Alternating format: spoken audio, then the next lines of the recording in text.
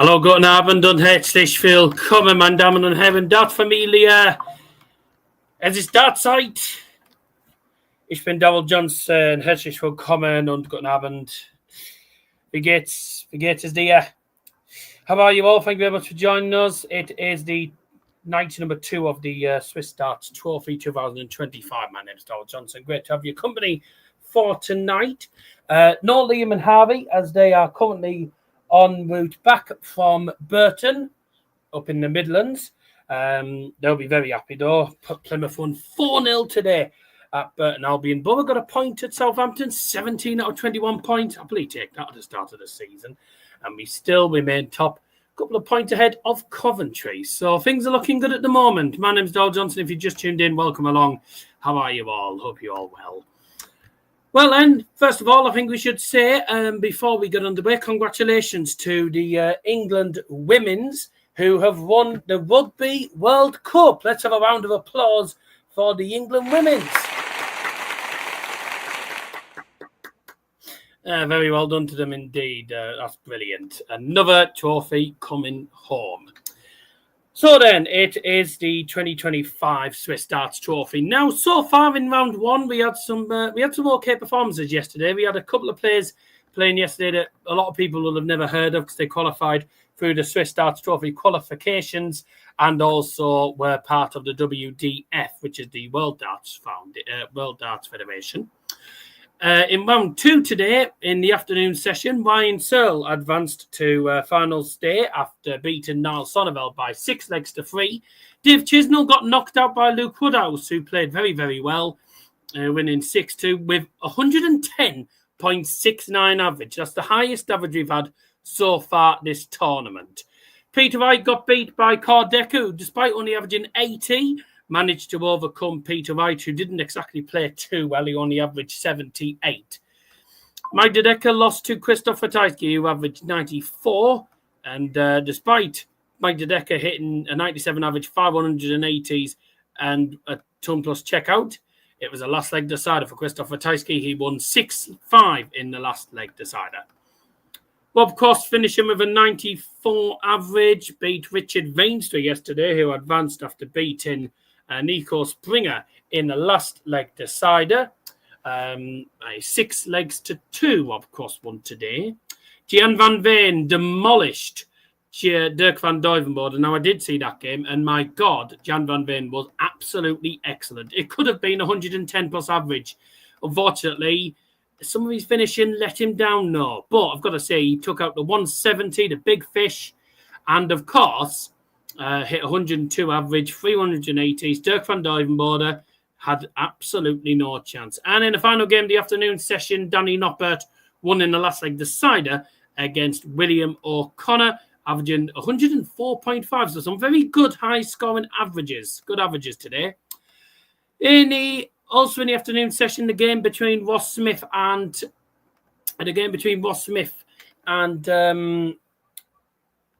Richie Edhouse was postponed. Ross Smith withdrew from the tournament yesterday night. It was announced yesterday that he was going to withdraw from the tournament due to family reasons, which meant that Richie Edhouse was the first player going, instead of into round 2, went straight into round 3. So he will play in tomorrow afternoon's round of 16 clashes. We have 8 games for you again tonight as round 2 continues. And that's 3-0. Fucking hell, Gladbach is shit. I'm just watching the Bundesliga at the same time, and my God, Mönchengladbach are fucking dreadful. They are absolutely dreadful. But I'll tell you what, Gladbach are going to be in for a very long season, but Frankfurt, superb at the minute. Now, I've got my fan on, of course, because it does get rather warm in here. I'll turn the fan down a little bit so it doesn't affect the mic too much. We're going to get straight underway then. Match number 1 will be starting in a moment, and it's going to be the one and only James Wade, Mr. I'm Still Standing. James Wade is going to be playing tonight against Ryan Joyce, 2 England players going head-to-head. In match number 2 tonight as well, we have got an old German clash between the German number 1 and the German number 2. Martin Schindler goes head-to-head with Ricardo Pietreczko. In game 3, it is Northern Ireland's Josh Rock going head-to-head with Holland's Jermaine Wattimena. In match number 4 tonight, finishing off the first half of the stream, it is the world number 1, Luke Humphries, taking on Callan Rydz, the man from the northeast. Then in the second half of the stream, match number 5, Jonny Clayton goes head-to-head with Nathan Aspinall, what should be a really good tie. In game number 6, Damon Heta takes on the legendary Raymond van Barneveld. And in match number 7 tonight, Stephen Bunting, Peter Griffin, goes head-to-head with Chris Landman, who had a good game yesterday in the first match of the night. And Chris Dobey takes on Mensur Suljovic to wrap up round 2. Now, if I have a look at the draw for the tournament, I'll be able to tell you. I think one or two of the games. I think some of the games might have already been decided. Some of the ties have probably already been decided. Yes, so only one tie has been decided so far for round 3. That is Rob Cross taking on Danny Noppert. That's the only tie that's been confirmed so far. But we do have other games as well taking place tonight. So who's going to be playing who? The winner of this game, James Wade versus Ryan Joyce. The winner of this game plays Gian van Veen in the round of 16s. Now, that will be one brilliant tie, I have to admit. Don't forget, we are not going to be live for the afternoon sessions, as we all have things to do in the afternoon. So we'll be live for the evening sessions tomorrow night for the finals night. Also, Richie Eddowes, obviously first player through to round 3 due to Ross Smith withdrawing. He'll play the winner of Damon versus Raymond van Barneveld. Stephen Bunting plays Chris Landman. The winner of that game will play Christopher Tyskie in the next round. Cordecker will play the winner of the final game tonight, which is Chris Dobey versus Mensur Suljovic. And then we have Martin Schindler against Ricardo Pietreczko. Winner plays Jonny Clayton or Nathan Aspinall. Josh Rock versus Wattimena. Winner of that will play Luke Woodhouse. Luke Humphries plays Colin Rydz, and the winner plays Ryan Searles. So I'll give you obviously one through. So whoever wins this game will be taking on Gian van Veen in the round of 16s. That will be a tough tie. Here we go. Game on.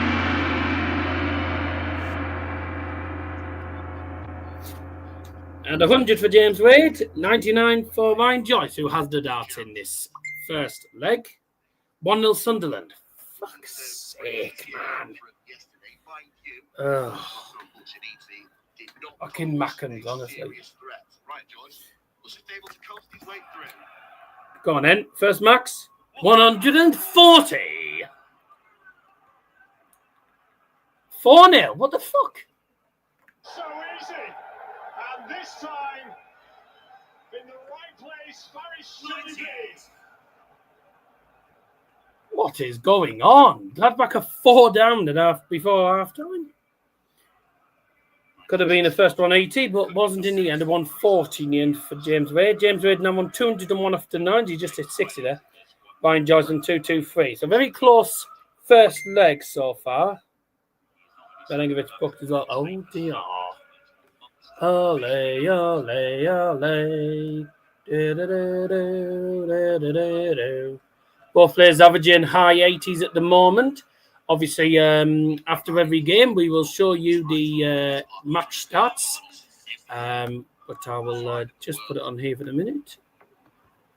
While I try and grab the screen. There we go. Oh, shit.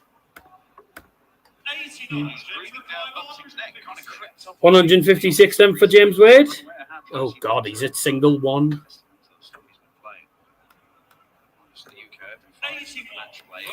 81 then. 75 for Joyce, though. Tops then for Joyce. 30, yeah. 35. 38. 35, you see. 17. Single 18. There we go. Tops for James Wade then. Game shot in the first leg. James Wade. So Joyce misses tops for 75 checkout. James Wade hits tops for 75 checkout. Won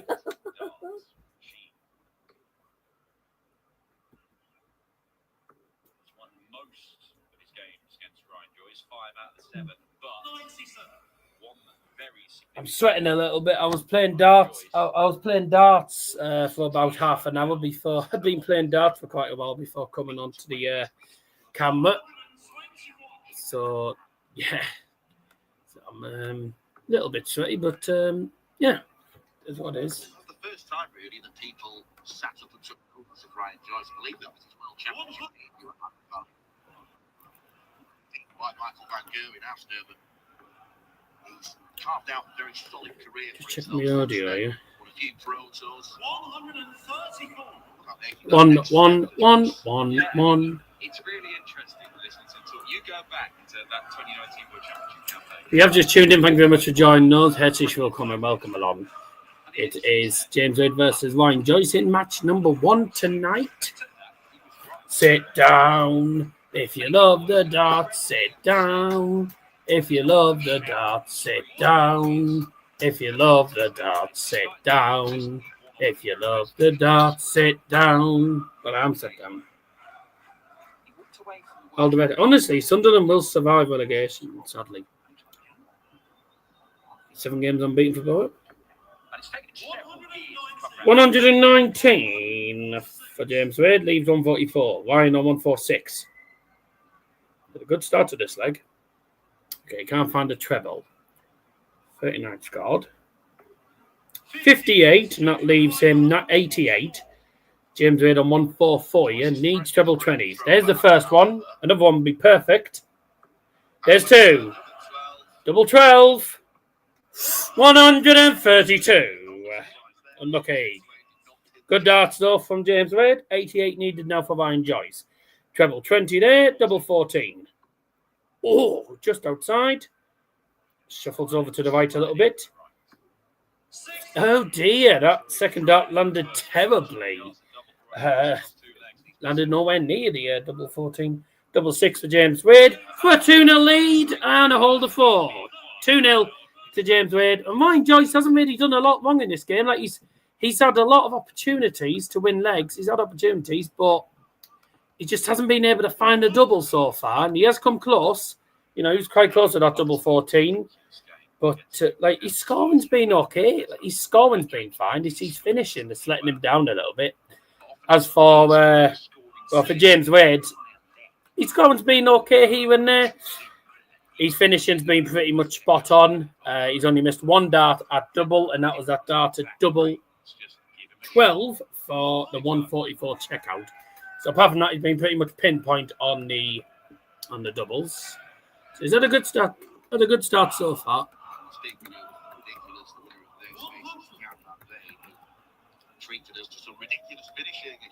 I should have put Watchalong on the title. He's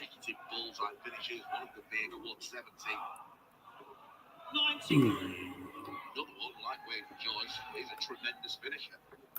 Yeah, and Landman and James Wade. They're building up. Hey, baby. So James Wade leading 2-0 at the moment. This is a race to 6. Remember, it is first to 6 in the Euro Tour up until the semi-final, where the format changes to first to 7, and then the final of the tournament will be first to 8. This is the penultimate Euro Tour, so there's a lot of pressure, and there'll only be a certain amount of players advancing to the German Darts Championship. The European Tour Order of Merit does obviously get affected by this tournament. At the moment, Nathan Aspinall, with Luke Littler not playing in this tournament, Nathan Aspinall is now the European number 1 on the Order of Merit. For the European Order of Merit, he is the number 1. And Ryan Joyce is just at 32 there, with James Wade not on a finish.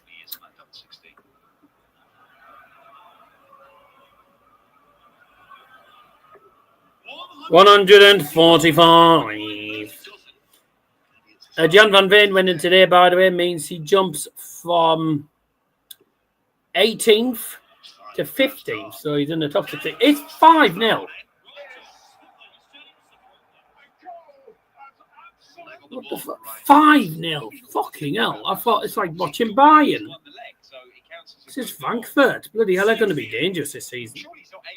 Richie Eddowes needs to do well in this tournament if he wants to get into the top 32 for the European Championships. The German Darts Championship is the last chance really to do well. So last U-Boat tour, and that comes up in October. But at the moment, we have this is the penultimate U-Boat tour at the moment.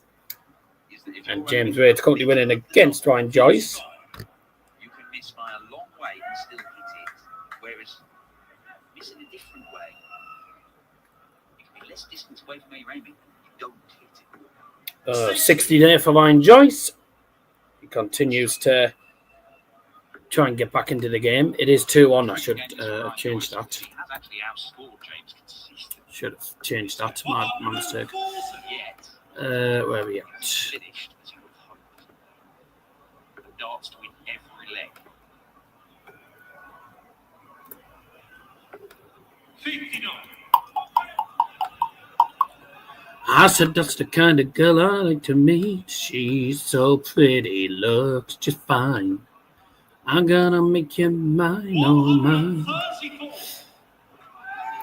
Good darts there from Wady. That puts him on 114 after 12 darts. Someone's come with a pill on his head. I shouldn't believe some of the things you say about him. 58. Take his time getting down from it. He's not happy about it. Yeah, he's not over the moon with those darts. But he's left 56 after 15 with Ryan Joyce. Not on a finish at all.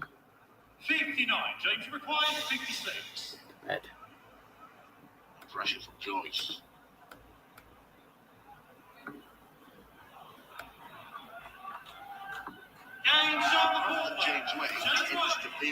James Wade finally gets over the line in that leg. It took him a while, but he did get there in the end. It is 3-1 now to Goggles, as we call them.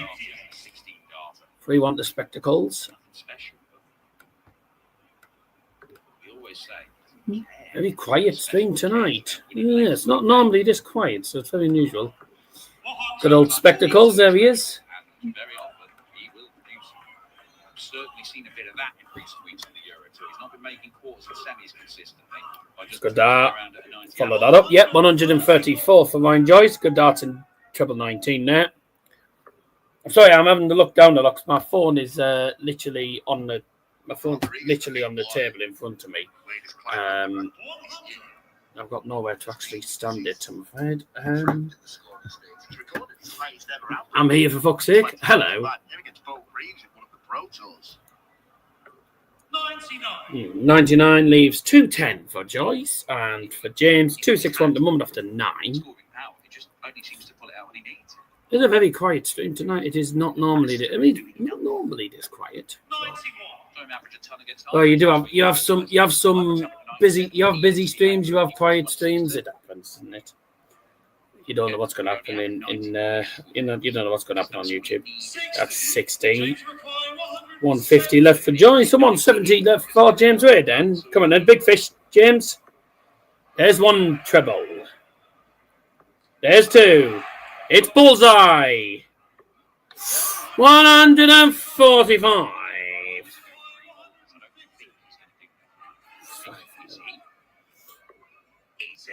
Go on, is he going bull? No way. Oh my God.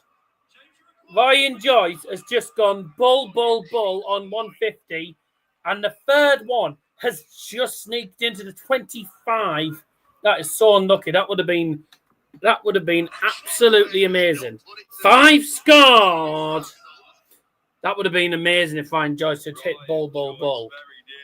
I can't believe he tried to go for the triple bull. And he's got the leg anyway.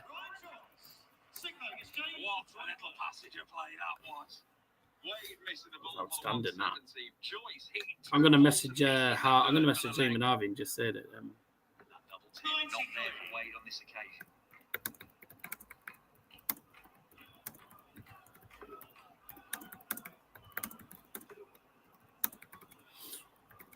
I thought he moved away from a 3 bullseye finish, right? He used to do it when he first came over to the PDC, and his rationale was, well, that's 150, so why not? That's 100. He tried it against John Henderson, didn't it? Hendo thought it was disrespectful. There's Batman and Spider-Man in the building. Signs to try and play. Oh dear. We will reiterate. This is the understated line. What the fuck is he wearing? That's a Halloween mask. Bit early for Halloween, mate. A little bit early for Halloween.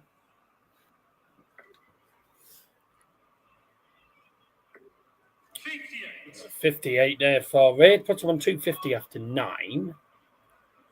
Joyce on 395. It's anyone's game, really, at the moment. James Rydz missed 2 darts at double 10. And Joyce took out 25, 988. Good darts, 140 then. Puts him on 255. There's only 5 points in it after 9 darts each at the moment. Rydz 250, Joyce 255 in the 6th leg of this intriguing match.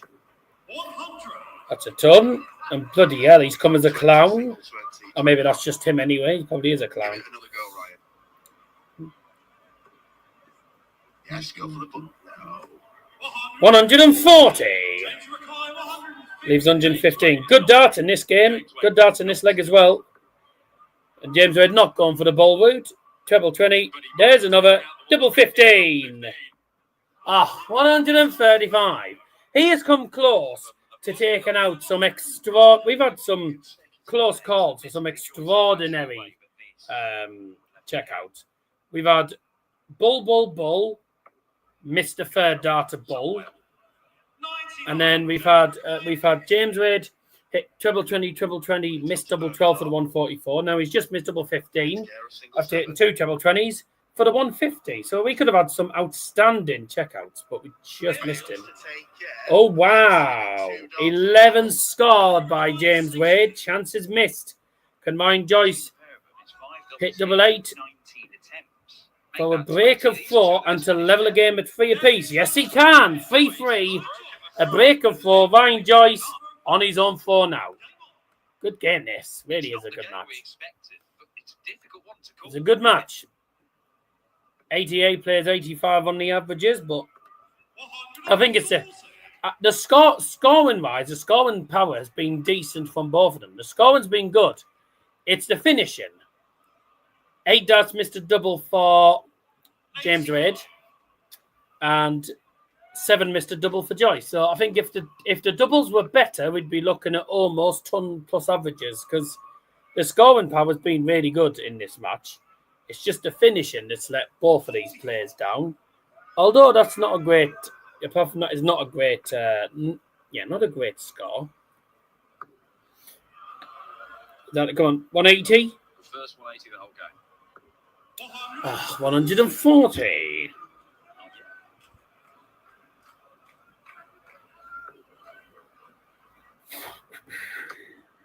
The highest score in this game was still that 170 attempt. Only 60 for Joyce.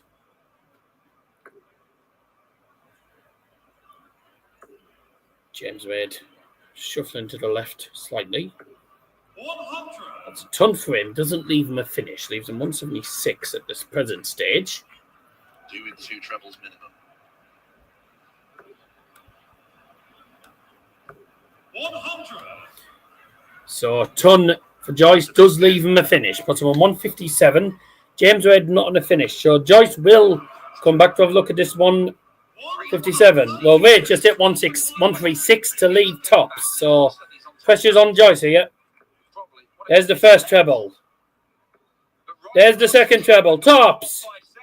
170. We've come close to some really big checkouts in this game, but the darted double has just let them down. Game shot in the 7th leg. James Rydz. Surprisingly, no 180 so far in this game, and there's been no ton plus checkouts. We've come close on about 4 times now. We've come close to. We've had potential ton plus checkouts on 4 occasions in this game. Should have had a high score now. 100.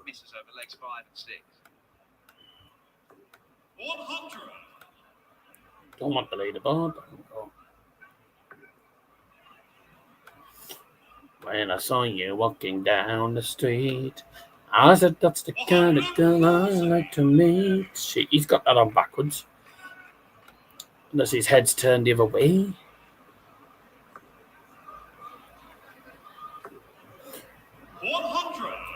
Where are Joyce and Wade and everything? James Wade's already guaranteed a spot. Okay, James Wade and Ryan Joyce are both guaranteed spots in the European Championship. That is pretty much confirmed. So neither of these have to worry too much about the European order of merit. So that's fine for them. But this has been a really good match. It has really been a good match. The stats would say otherwise, but it has been a good game. The scoring's been good. We've come close to... we could have had about 4 ton plus checkouts, but the doubling has just let these two down a little bit. Scoring's been decent. Scoring's been okay, so... Yeah, no, fair play to them. Game of millimetres. There were 3 well-thrown darts from Wade. Only comes away with 57. 147 left for Wade. Joyce coming away with 139 to leave 62. Pro Tour referee stage marker and battling leads chosen Switzerland for a Euro Tour experience. £7.50 he was telling me was the cheapest pints out all weekend. 97 scored then. And Ryan Joyce on 62. Triple 10 leaves still 16.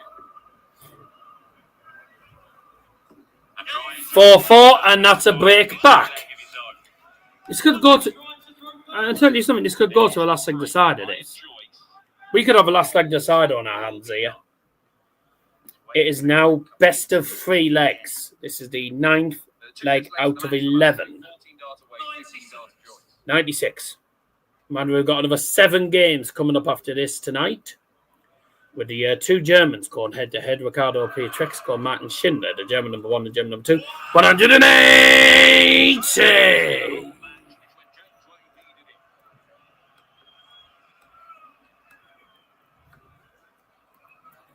First 180 of the night. I said we should have had a 180 in this game. Bloody hell, 177 to us in response. Ryan Joyce is to 177 in response to a 180. And a ton for James Wade. 2-2-1 plus 2-2-8 after 6 darts each. Great first 2 darts.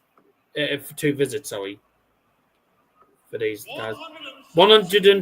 134 leaves 94 after 9. James Wade will be looking to leave a finish as well after 9.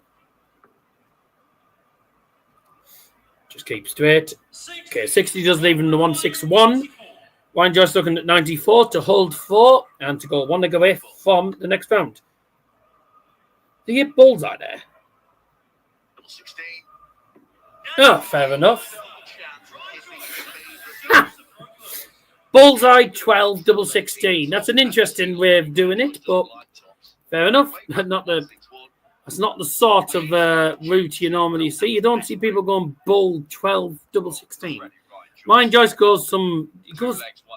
he has some very interesting ways of doing things. Some of his checkouts have been very interesting. I mean, I don't know anyone who goes ball 12, double 16. I've never seen it before. Never see it. Something close to just go to the well and find a bit extra when you need. Is that a 180? Yeah. 180!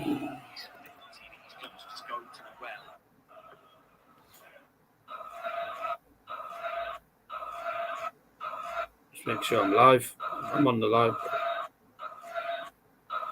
Oh, for fuck's sake.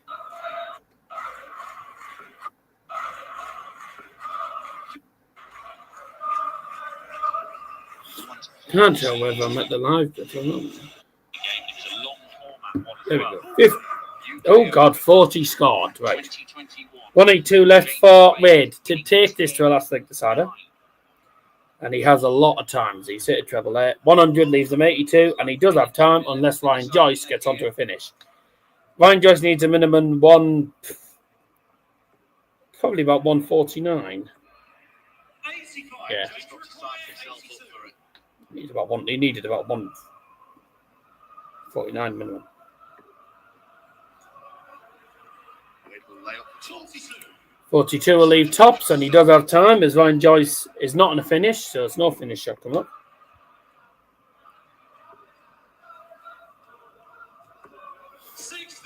Yeah, only 60, so James Wade has got at least 6 starts to send this to a last leg decider. Tops needed. Okay, double 10. He's normally a good hitter on double 10. And there you go. He's good at double 10. And we are going to a last leg decider. I said this is probably going to go to a last leg decider, ladies and gentlemen. And I was right. Last leg decider. And who's going to be going through? James Wade or Ryan Joyce? Neither player has been particularly great at holding 4. Ryan Joyce start. 118. What's Wade going to hit then? 78. Good last start. He was going for fist bump, and Buddy Wade was like, nah, shake on, mate. Was that in? What did you say about going to the well? Oh, 140. Almost 6 perfect darts there for Joyce.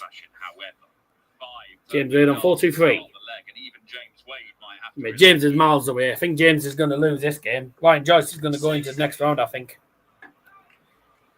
Unless some miracle happens and James Wade can turn it around. Ryan Joyce misses darts a double, but Joyce has played well today. They both played well today. Both averaging 90. Pretty much 90 and a half. It's been a good match. It's been a really good battle. And he's Robin Hooded it. 80 in the Robin Hood. 84 needed for Joyce. He's got plenty of time. 64 left.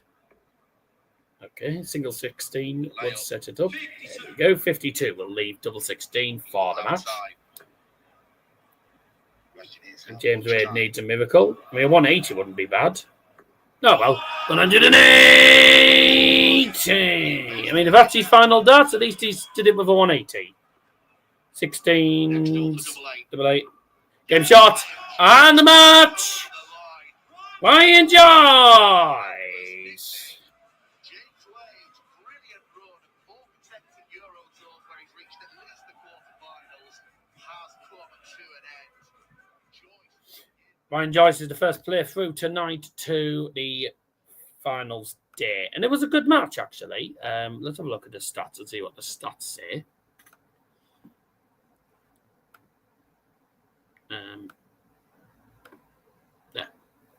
See what the stats say then.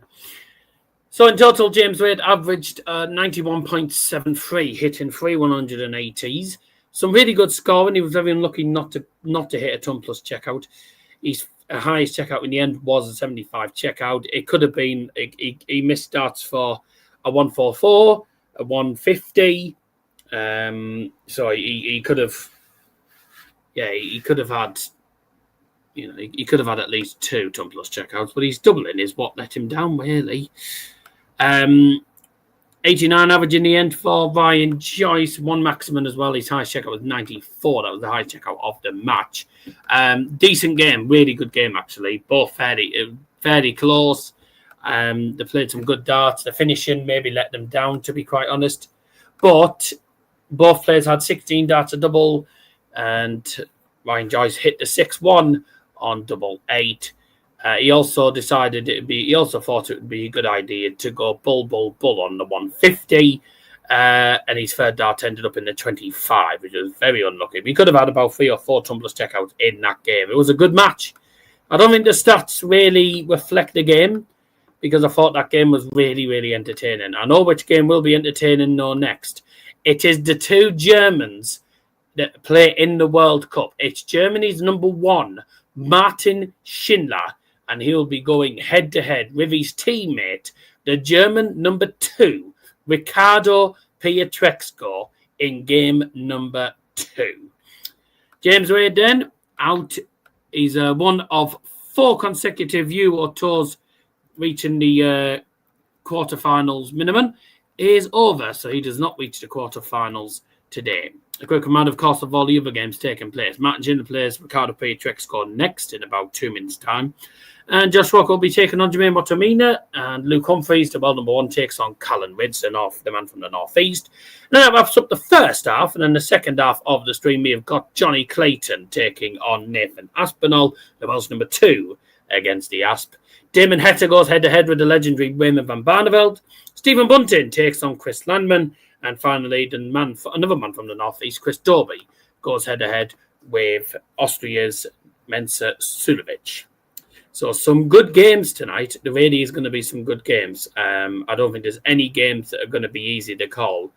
I think if I was going to pick a winner, I actually think... Oh, my fucking God. Robin Cook with a red double. Mönchengladbach are fucking shite. It's Gladbach and Eintracht Frankfurt 6 after 47 minutes. Fucking hell. Oh, dear. Good start for the new manager. Their team is dreadful. So, we're going to go for a break. When we come back, we have the 2 Germans going head-to-head in the match. It will be Ricardo Pietreczko going head-to-head with Martin Schindler. And I'll be quite honest, I actually think Ricardo Pietreczko will beat Martin Schindler, because Martin Schindler's not been outstanding of late. Ricardo is becoming a good player. We'll see what happens in the second game.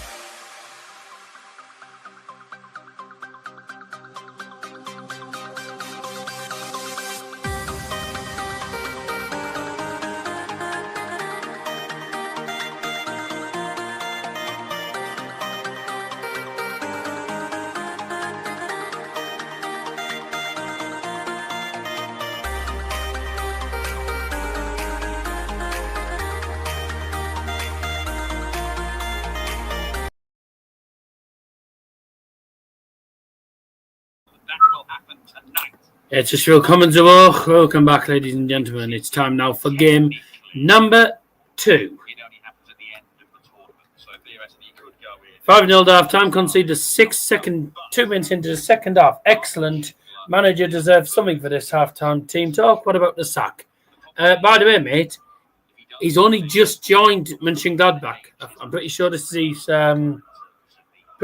his first game in charge of Mönchengladbach. So they got rid of their manager before, but it doesn't look like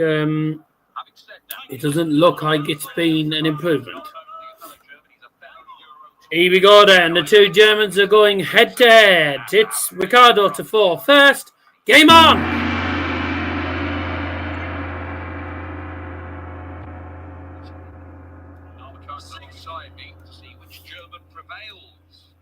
One of the Germans is going to be in the round of 16.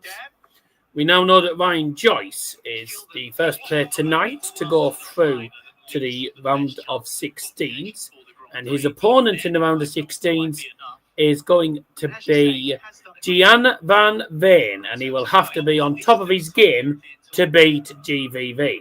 Schindler did that in this very building a year ago.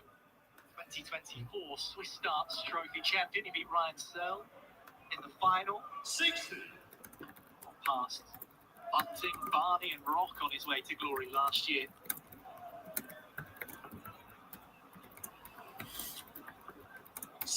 Yeah, and while people will remember Ryan Searle missing all those championship darts against him, Martin Schindler did play some good stuff to get back into that game at the back end and took his chance when he got him. And he played some excellent stuff right at that game against 134 for Shindy.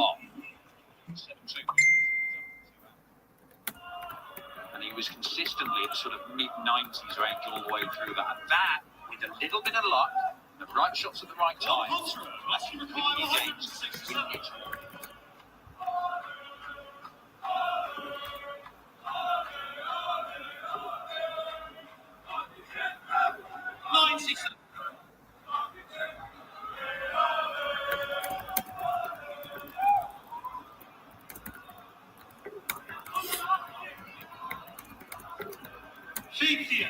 Button requires 70. To break in the first leg. Tops. Double 10. How's Buster Coglu's going with his Forest team? At the minute, losing, but I don't want them to lose to the Mackhams. I can't stand the Mackhams. Hate them with an absolute passion. Much brighter start. Senior German. 118. Also 1-0 to Martin Schindler. I forgot to change the scoreboard there. What did he hit? 70 checkout. 5 perfect darts. 125. Now he's averaging 115 at this present stage, Martin Schindler. 150 in the last game. Schindler could well have been on a 9-darter there. 100. Thanks for joining us. You have a go. White. I don't think there's anybody in that crowd who's more likely to 180 than Martin Schindler. They're not.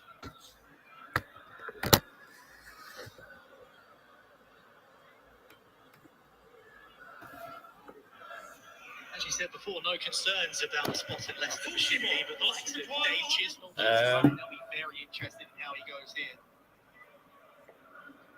It's one of those situations, Martin Schindler, where look, if he goes in off the Pro Tour list, he's unseen. We've got 60 he can hit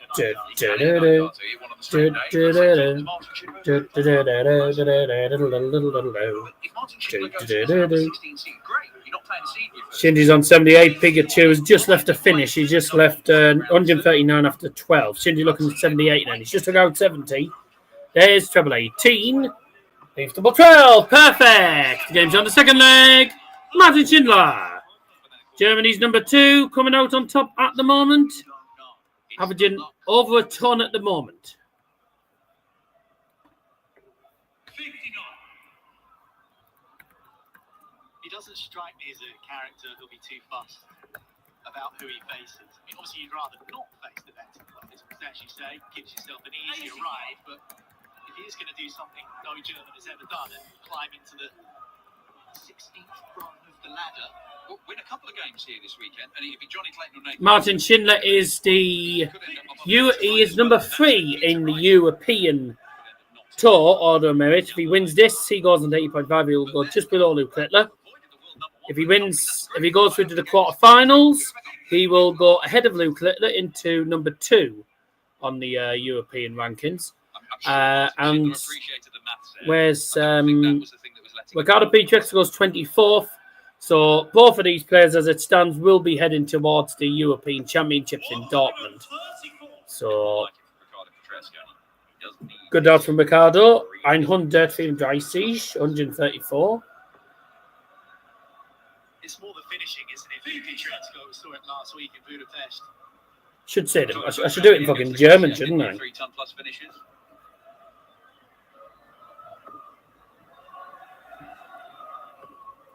I 100.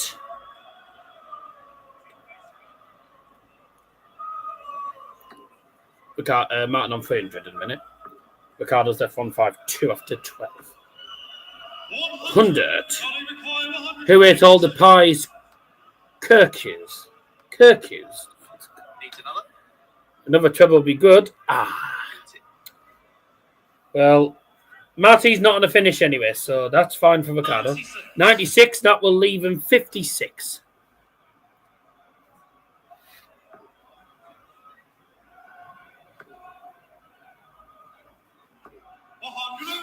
$140 leaves 60. Ricardo needs 56. First dance at double at the match for Ricardo Pietreczko. Tops. Oh, he's a double 1, double 19. Down to the 19s. Try to Heinz. 2 on. Try to Heinz. Unintentional double finish for Ricardo to hold his throw. Who ate all the this game. pies could choose? Are you trying to say Pietreczko? Or Pikachu's?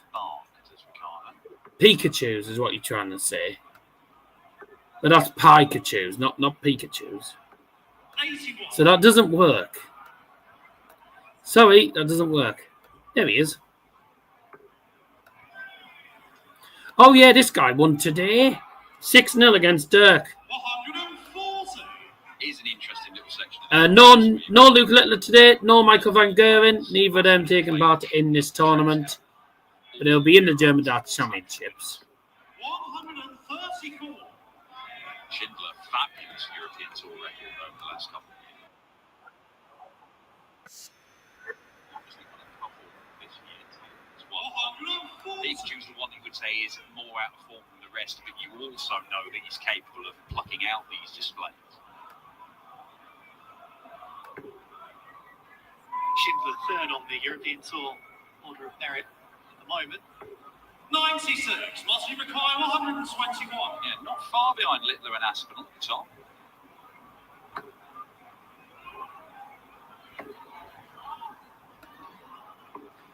I like that play.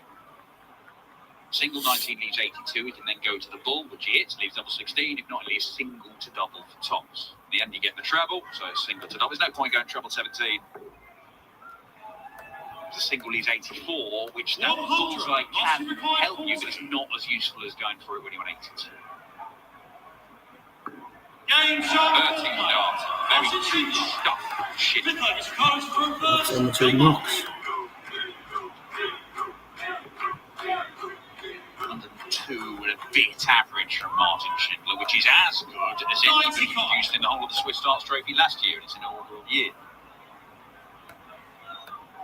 We saw Luke Woodhouse smash that record earlier on this afternoon. One of the best performances ever put in on the European Tour against Dave Chisnell. Spoke to Chizzy in the practice room. He was scratching his head like, who am I upset? Who have I annoyed? What have I done wrong to run into Luke Woodhouse in this kind of mood? And then Raymond van Barneveld in Budapest produced his best European Tour display for about 6 years. Chizzy was a bit confused as to what the darting gods had got against him. Yeah, it wasn't even darting goals. Stephen Bunting walked in the players' practice room earlier. The first thing he said to Chiz was, God has got it in for you. 240. Jesus. The 19th. So I was just looking at something. Bear me a sec. How does Ian feel about the Phoenix Trek? Well, he was happy because Michael Van Geren's actually been doing well lately. He won the World Series finals, and you know, I mean, he's done okay lately. 45. Well, that Ricardo Pietreczko, as you say, he engineered a little bit of room, and look what Martin Schindler's doing. 180. No finish for Pietreczko with that 45. Yeah, no matter how many times he looked at the score. Ricardo not on the finish. And it is 3-1, sorry, but I'll change the scoreboard in a minute because it's 3-1 actually, not 3-1, not 2-1. So this is for 4-1 then. Hitting harder at the start of legs, getting him chances. 4-1. And Martin Schindler's at it again in the double in. 4 out of 5 on the finishing. He's only missed one darter double all match. He's averaging 99 at the moment. Excellent performance from the German number 1. The German number 2, Ricardo, not having the best of games. Only 85 average. Only 2 darter double. He's not having the best of games here, Ricardo. Martin certainly outplaying him at the moment.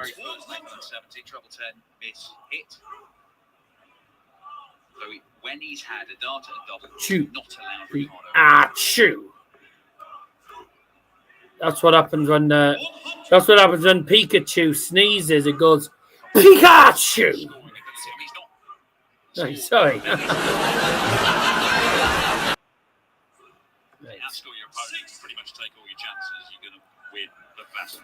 Well done to the England women's, by the way, winning the Rugby World Cup, beating Canada in the final. Let's have a round of applause for them. Yep.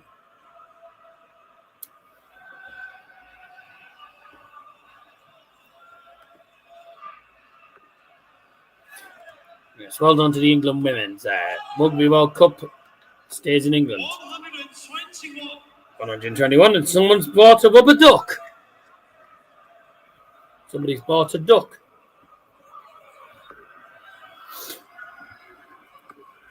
$140. Come on, Pikachu. I'm afraid I don't think Pikachu's going to win. He's miles off it. He's not been great at all in this game. Schindler's been a better player. I'm out. Ricardo needs a haircut. I think Schindler needs a haircut. His hair's all over the place. His hair's all over the shop. Oh, shit.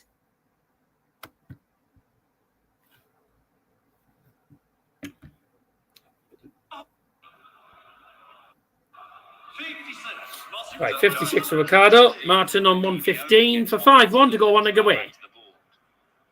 He's been good on the finishing. There's treble 19, 57 scored. 75 tops. Oh, God. He's dragged that one terribly. That was terrible. That dart was dreadful. It wasn't far off hitting the treble. It was that bad. Ricardo's at 8, 16 needed. Okay. 48. That's fine. 56 number 4. 56. 24 Martin then to go one leg away. Double 10. Game shot and the 6th leg. Martin Schindler.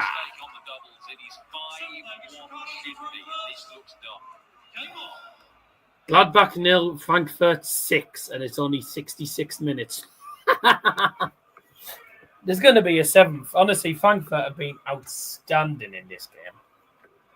I'm going to quickly turn on to Forest, see if Forest can get somewhere against the dirty little Macans. It doesn't seem like they can at the minute, which is very annoying I've got Chris Ward.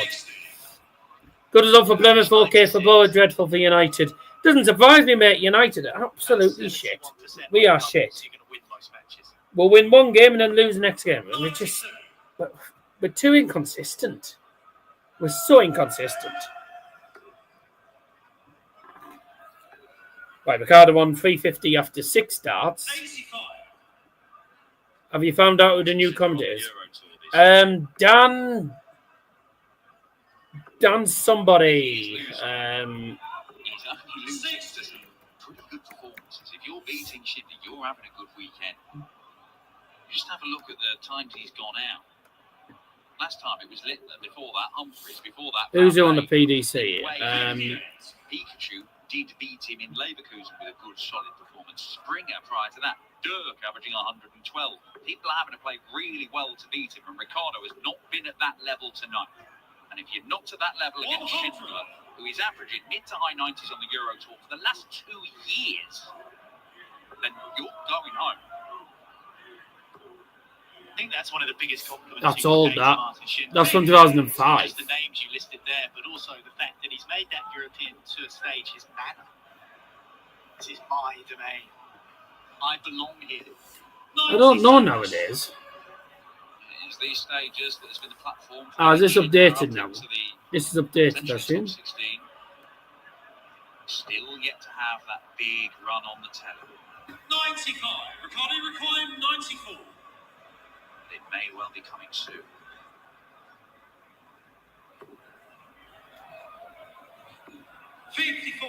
Must require 145. Yeah, it doesn't come up with commentators. I think it was something like Dan McCarthy or something like that. I don't know who it is to be. I don't know who it is to tell you the truth. Ricardo needs to take this out for 5-2, otherwise it's game over. Single, double 10. Gotta go. And it does. 5-2, Ricardo gets a leg on the board. 5-2, holds 4, but Schindler now throwing for the match. Averaging 93 at the moment. His average has dropped a little bit. He was averaging 99 for quite a while, but then his average has dropped to 93, which is still a good amount. And Ricardo averaging 84, which isn't bad, but it's, unfortunately for Ricardo, it's not a great performance from Ricardo. Ricardo's played better than that. 171. Puts him on a potential 9-dart leg here. 171 from Ricardo. Shoot! Oh, for goodness sake. How they play versus the raw data, which might give us a clearer indication. Because speaking to Luke Woodhouse earlier after in 110 against Dave Chisnell and was unbelievable in all. No, not on the 9-darter, sadly. That's a shame. At the very peak of his powers, he says that there have been times where he's averaged 91. Oh, fucking hell! Great save by the keeper. I think I might do Sunderland again this. I might do Sunderland again this season. I might do Sunderland again at some point, but it's trying to get tickets for the away end, because it's trying to get away tickets, because I'm not going to sit in the bloody I'm not sitting in the Sunderland end. That can get knotted really.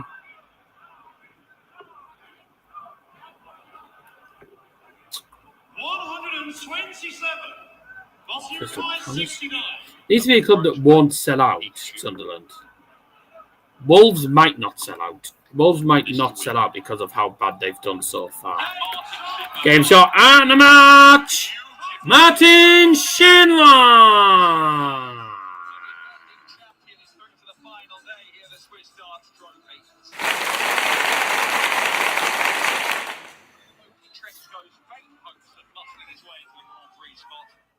Well, that was pretty. It wasn't great. It was a good performance in the end for Martin Schindler. Martin Schindler and Ricardo respecting each other. Good mates. Great mates. Good teammates as well, actually. Good team, Germany. But, yeah, when it came to the one-on-one situation, Martin Schindler, the German number 1, quite rightly comes out on top. And, fair play to him. Well done to him. He did play very well. He played very well, to be fair. So then, that'll be that for the moment.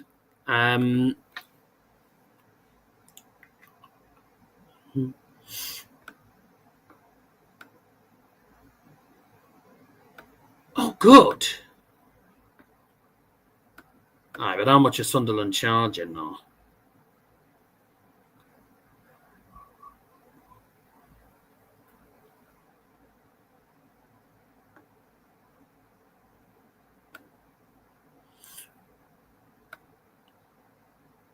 How much is Sunderland charging?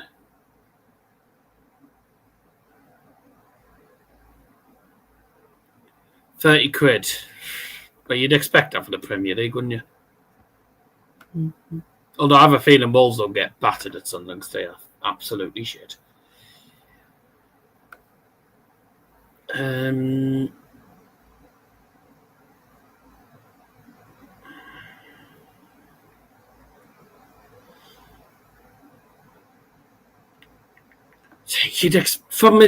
You'd expect it to be £30 for a Premier League match.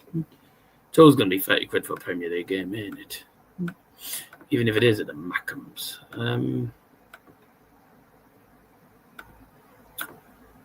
I don't know. I'll have a look. Right. We're going to carry on then. So, Martin Schindler books his place in round 3. And these are the stats. 94 average in the end for Ricardo. For Martin Schindler. 84 average in the end for Ricardo. 2 180s to 0.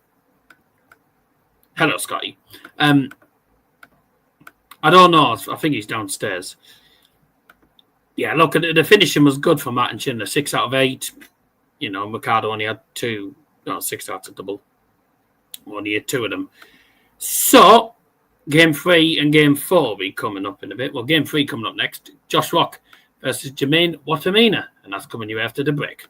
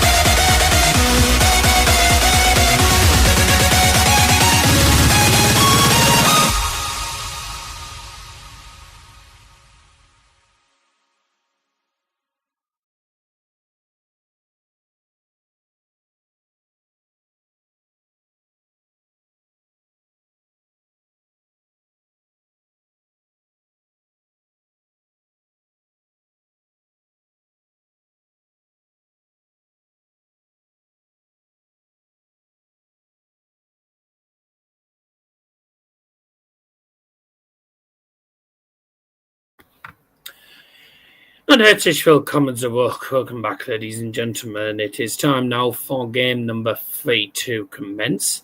It is going to be a very interesting game, this.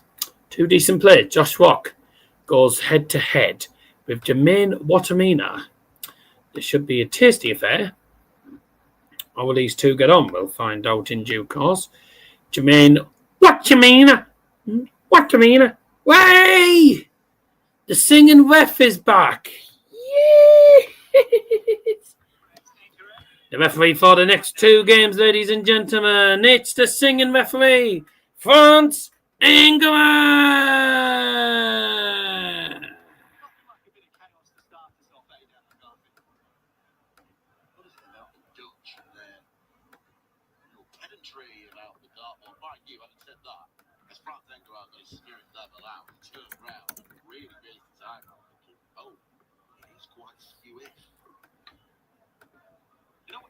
He wasn't in the tournament yesterday.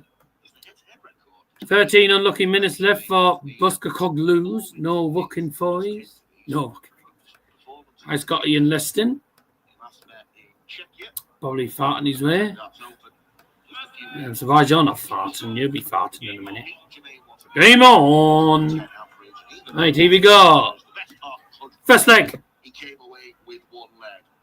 Oh my God. Jermaine. I can't wait for this game of darts, but we're going to have to wait because the board is still a little bit wonky. We're going again. So he's going to take the surround off. And he's just going to make sure that the board is locked in place. Well, you don't see this too often. Jermaine Wattimena is still not happy about the board. He's told fans to sort it. I bet you never got it from above. Right, are you happy now? Good. Now we can get underway. First leg, Jermaine for first. Game on. 60. 121.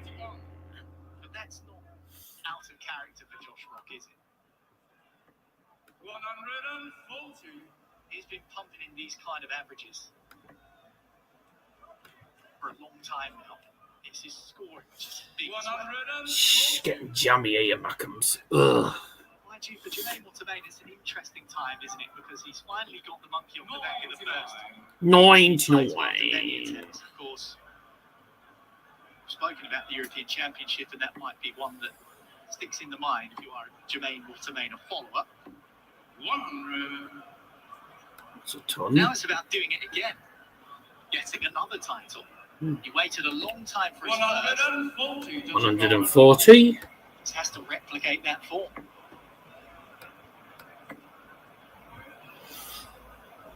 Which, of course, is easier said than done. Although he's going to get a look at this 62 to hold throw. Remaining last 62. On a double 16. And he takes the one. Game shot of first leg. Jermaine Wattimena. First leg. 1-0 Jermaine. That is a 62 checkout. This game. Make no mistake. Just not in the first 90 seconds when we're trying to get the ball. 140. Apart from that, I concur. Come on, please equalise. Oh, for goodness sake. Like James Wade, who we saw earlier, Josh Rock's European Tour form. I didn't say Jermaine's a scouser. Outstanding. What you mean? I was saying, what you mean? Did for him in Antwerp and Prague. 3 semi-finals, a run to the quarter-final. He still only won one European Tour in Rosmalen last year. These big players in 2025. Things feel inevitable rather than probable. He's just playing too well. Yeah, that World Cup success as well. I know it's pairs with Darryl Gurney, but that was massive. See how much it meant to the pair of them. 58. To bring home the first World Cup in any sport in Northern Ireland. 98.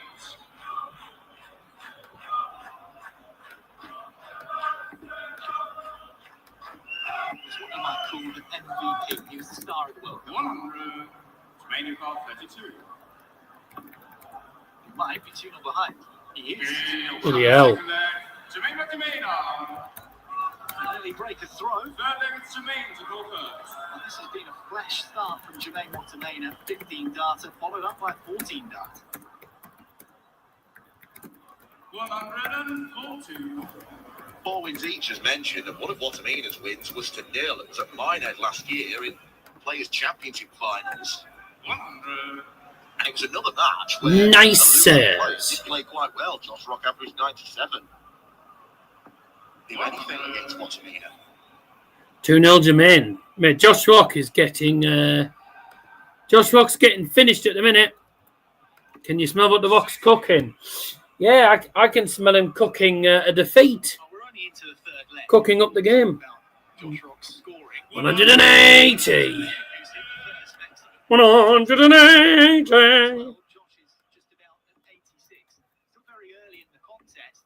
41. This is an uncharacteristic display on the trebles so far. 81 for Wattimena. I should say. Jesus Wattimena's Christ. 3 Oh, in front. 69. 69. Way! Remaining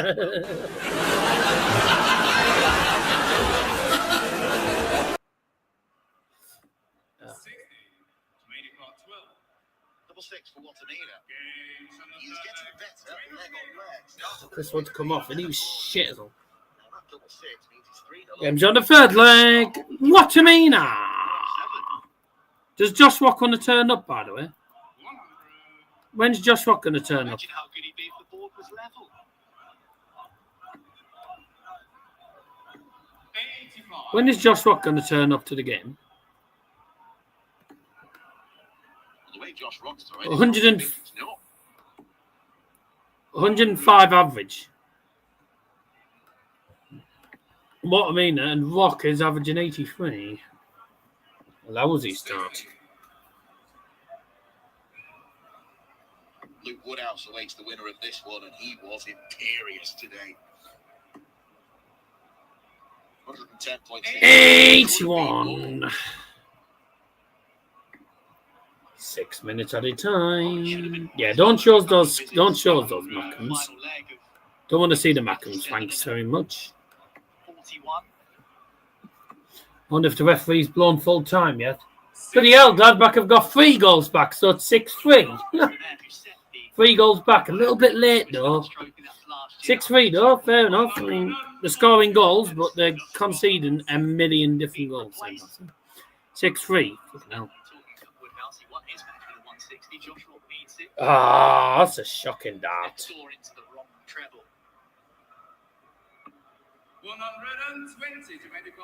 Good dart, leaves. Tops. Wattimena needs treble, gets it. Double 18. Oh, 80 scored. That'd have been for a double break. Top send for Josh Rock to get a leg on the board. Game shot in the 4th leg. Josh Rock. Welcome to the game, Josh. Nice of you to join us. Oh, for goodness sake, Forrest. As we said before, it's not often Josh Rock gets outscored, but he is being outscored by Wattimena, which is why he's only been... I'm glad Liverpool lost today, by the way. About time they lost. Had to be Palace as well, because Palace, well, of course it was Palace. Palace are good at the minute. 118. He's dominating in the 2 treble count as well when it comes to visits. Ah. 118. I'm waiting to see it until after he's done his high octave. Josh Rock needs to get something here. That's about that. 81. The chance at 116 for Wattimena. Is that in? No, it's not. Get the treble required. 100. 106 then for Josh. Tops. 66. Real Madrid was shocking. They lost 5-2 to Atletico. LOL. Oh dear. That's their unbeaten one gone as well. Not unbeaten anymore. You kind of felt that 10+ finish had to go from Josh Rock. Oh yeah, by the way, there's not many teams that are not many unbeaten teams now in the top 4 leagues. Oh no, it's going to be 2-0 Sunderland. Oh, what a save. Crystal Palace are now the only team to be on the only Sunderland are third. Fuck off. 118. 118.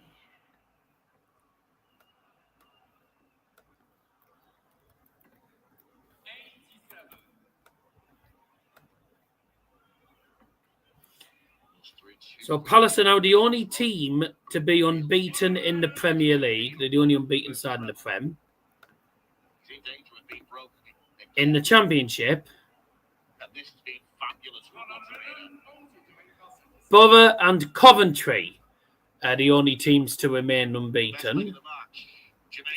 Game shot in the 6th leg. Jermaine, Wattimena. Great performance this. Excellent this from Jermaine Wattimena. He's been excellent. Oh, so I was meant to say 5-1. Apologies. 15 darts at 14, 13, 13, and then at 12. He's getting better as the match goes. Is there anyone still unbeaten in League One? Or is everyone not unbeaten in League One? That's how it's unfolding. Nope, no one's unbeaten in League One. League Two. No. Wow. So in the entire top 4 leagues, out of the 92 teams across the top 4 leagues in England, Crystal Palace, Middlesbrough, and Coventry are the only 3 teams unbeaten.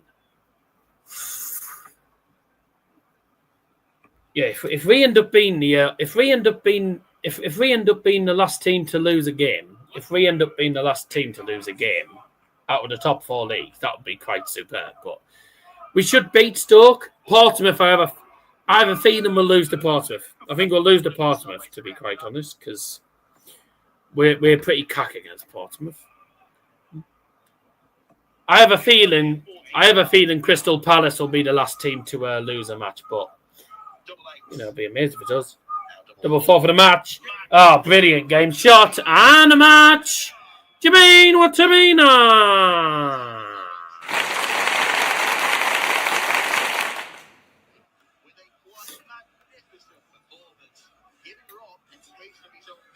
What sort of face has Rock got? A face of defeat. Oh, fuck off. Climatised to life in the Premier League. Their first away win of the season. Ange Postecoglou. Jammy bastards, aren't they? Sake. One in there, but they deal with it. Ballard gets to it. Another huge step for Sunderland as they acclimatise. It may have come from a free kick. Fuck off, Sunderland. They're not happy because the ref blew the whistle when they were still on the attack. Jammy bastards, honestly, Sunderland. Anyway, Jermaine Wattimena certainly didn't get lucky there. He was outstanding against Josh Rock there. That is a 6-1 demolition of the World Cup champion. Jermaine Wattimena advances through to the round of 16s. Averaging 107.35. It's not the highest one that we've seen today. 110.99 is the highest we've seen today. I can't remember who it was who did it, but 107 is certainly one of the highest we've had in the tournament. That's excellent from them. Excellent from him. 107.35. Amazing. 3 180s. 2 180s. 91 average for Josh Rock. He probably, to be fair, he underperformed a little bit. He does perform better than that normally. So maybe it wasn't the best from him. Luke Woodhouse against Dave Chisnell. Luke Woodhouse averaged 110.69. That's what the highest average was today. 110. That was quick. Yeah, Josh Rock got absolutely annihilated. And it's raining in Barneveld. No. Luke Humphries is playing Callan Rydz next. The world number 1 is going to go head-to-head with the man from the northeast, Callan Rydz. And let's see how they get on in that game. Right then, we'll see you after the break for game number 4, and to wrap up the first half of today's stream.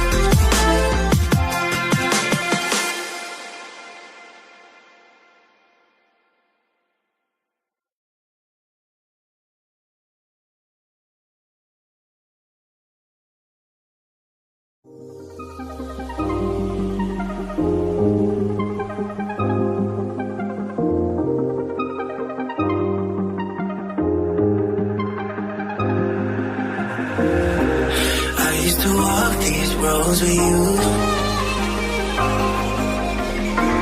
Can't remember the last time I went without you. Where do I go? Where do I go? How will I know? How will I know? I used to walk these roads with you. Can't remember the last time I went without you. Where do I go?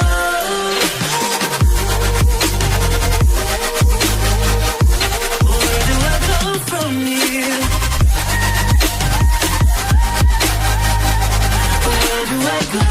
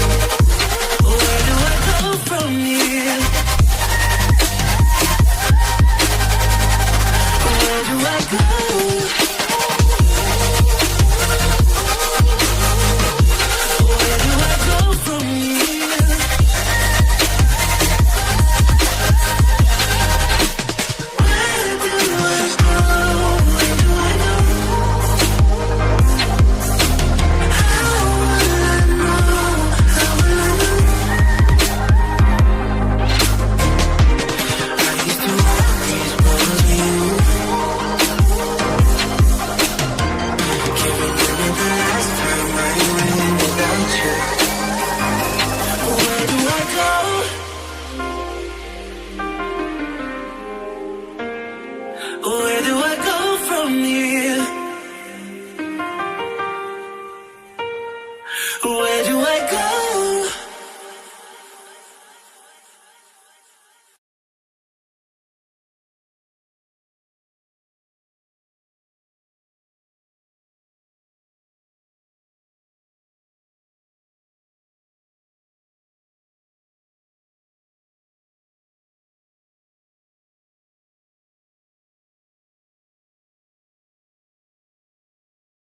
In the world after the second game in a row. There is some unhappiness with the level of the board. The spirit level is working overtime, as is Franz Engerer. Takes the round off, too sure what's happening there. Humphries thinks it should be put to the right a little bit. Callan Rydz looks fairly nonplussed at the whole situation. God. These two well acquainted to one another. 4 wins apiece, as it was in the Josh Wattimena rivalry. Whoever puts the boards on prior to the game is clearly not very good at doing it. Because there's 2 games on the bounce where poor Franz Engerer has had to readjust the board. And the referees do not put the boards on, by the way. It's someone from the PDC that puts it on. Clearly not very good at putting it in the exact place. Well, welcome back, Pietreczko comes to welcome back. Time for Game 4. The world number 1, Luke Humphries. He's going head-to-head with Callan Rydz, the man from the northeast. Frankfurt have just won 6-4. The question is, can he do the same against the world number one? Dan Dawson alongside me to find out if Luke Humphries lives up to the billing. Here we go. First leg, it's Callan to throw first. Game on!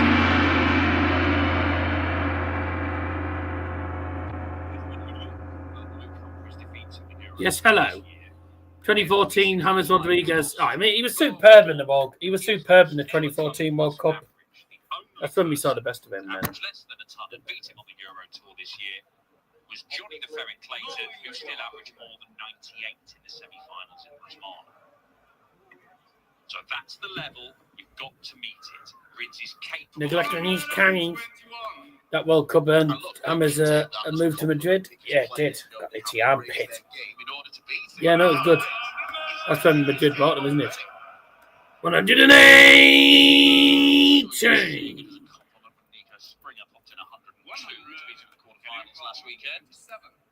How long was it in Madrid?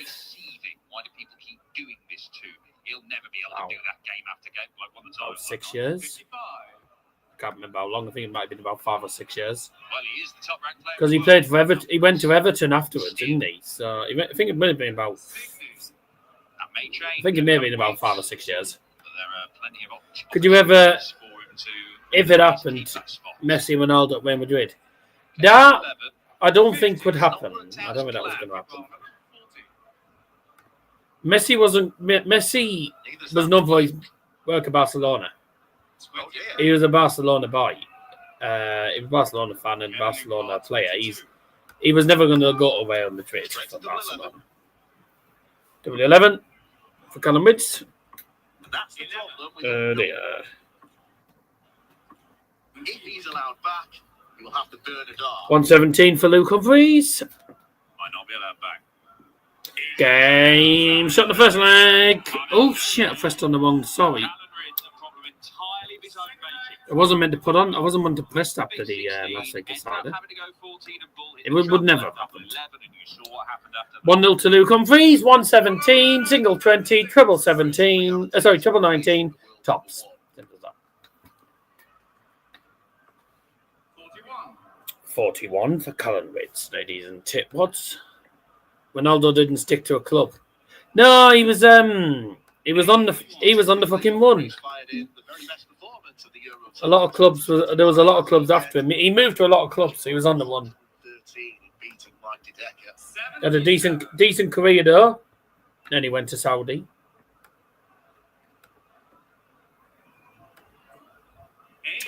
No, but when a team like Real Madrid, when a Real Madrid comes calling, you're playing for a team like Man United. If you have a team like Real Madrid calling, are you going to decline a move to Real Madrid? No. 180 to the 24 for Luke Humphries. The world number one. About to go 2-0 up, it seems. And there you go. One dart. That's 2 out of 2 on the checkout. And he's 2-0 up against Callan Rydz. Could be a potential whitewash today. Yeah, but Messi was always a Barcelona player. Best club in the world. Oh, Real Madrid are easily the best club in world football. Yes. 180. Thank you. What's this?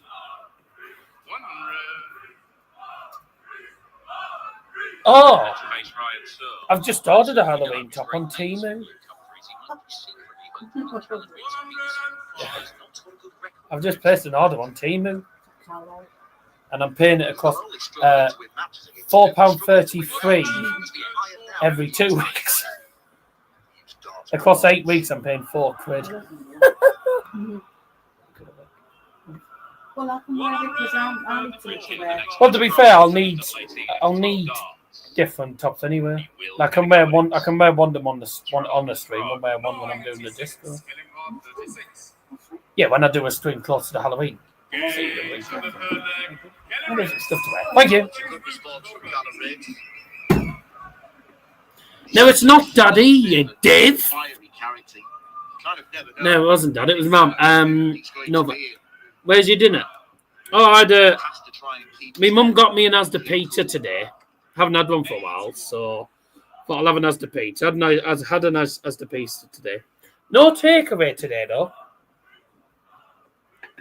Haven't had a takeaway today, though. Well, that's just because I've not had a lot of time. My mum didn't get home from. My mum didn't go shopping till 1:45, and then didn't get home from shopping till about 3:30. So I didn't actually get me dinner until nearly 5 o'clock. So yeah, I haven't had a takeaway today. Then again, I might just have it tomorrow. I might have it tomorrow instead. I don't know. I'll have it at some point. I'll probably have it tomorrow, but you know. Don't forget we got the Premier League. Sorry, not the Premier League. Don't forget we've got the. No, don't forget tomorrow we've got night 3, the finals night of this tournament. Luke Humphries heading towards finals day. Willies and darting isn't a healthy mix. No one's talking about Willies, so shut up about it. double 16. Game son of a flag. Luke Humphries. I'm sorry, I forgot to change the scoreboard. That's why I put it to 2-1, and he just hit 3-1. Farting. When you get angry, you're having. 135.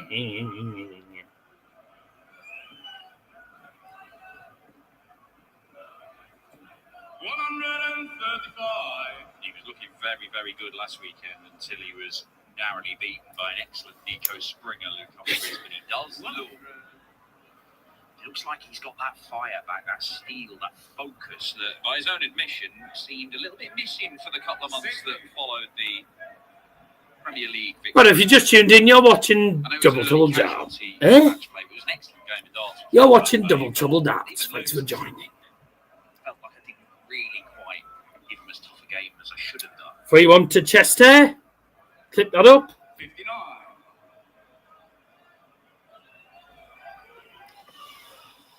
You'll be clipped in a minute.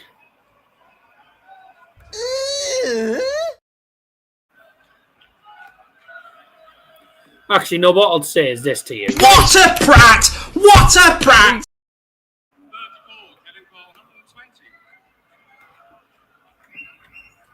34, Oh dear! 12.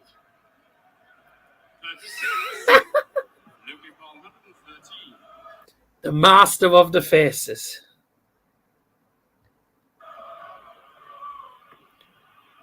Could be another. No, won't be a third ton plus checkout for Humphries.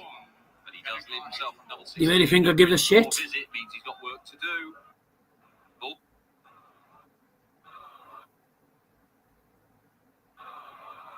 On the doubles for the world number 1. And it's 4-1 to Luke Humphries, and he's hit 4 out of 4 on the checkouts. Pinpoint accuracy on the checkouts today. Good going. 61. 61. 4 out of 4. It's 4 up. Listen, truth, it's Luke Humphries' P game. 58.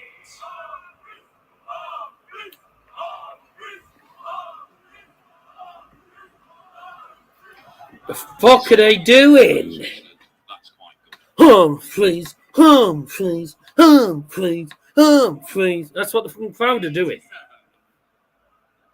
Up, down, up, down, up, down. Then the other eyelid.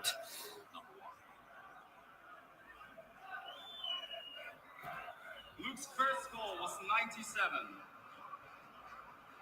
Okay, is our scoreboard correct? I think maybe it's the marcus board that needs an alteration. Have they made a mistake? Have they made a mistake on the scoreboard?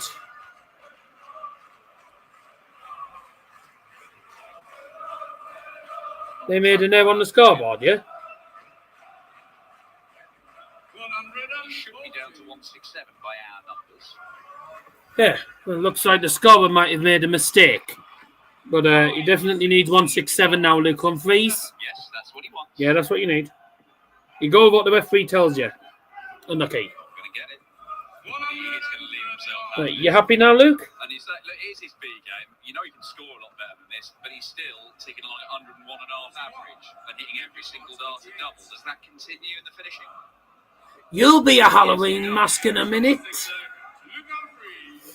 5-1 Luke Humphries. And we've had 3 180s. I apologise. I haven't updated. That is 3, not 2. I must have missed one of the maximums. Very, very close to it. Callan Rydz could be averaging 100, and he'd still be finding this difficult. Oops, daisy. Humphries is averaging a ton himself, and he's hitting it. Humphries averaging 101 at this moment. 5 out of 5 on the checkout. If he makes it 6 out of 6, that'll be a perfect way to wrap up the first half of the stream. 118.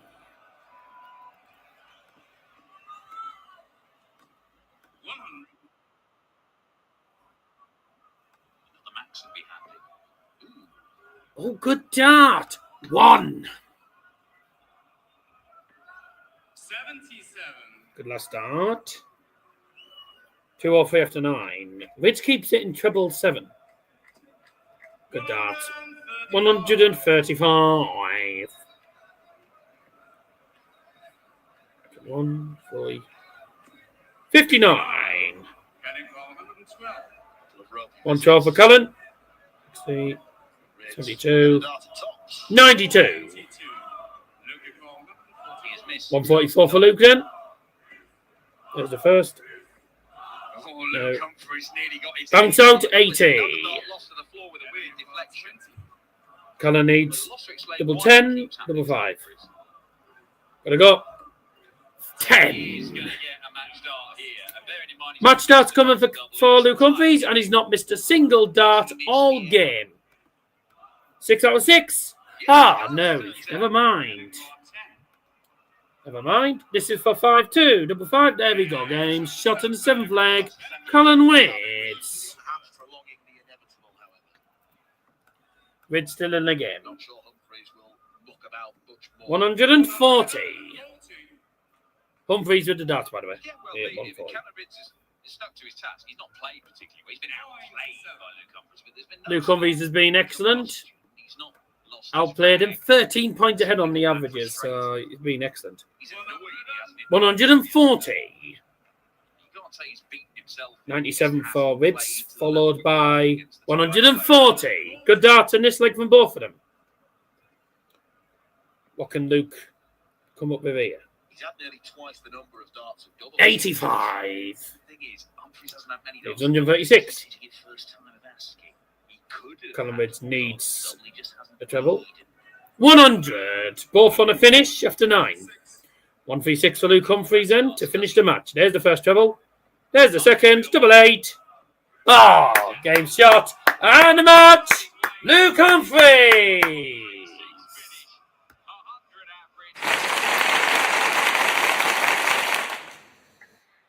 Excellent. 136. A 136, a 12 dart leg to finish off the match. Well done to Luke Humphries. He is the 4th player through tonight to the 3rd round, and he is the 12th player to go into round 3. That is a 6-2 win against Callan Rydz.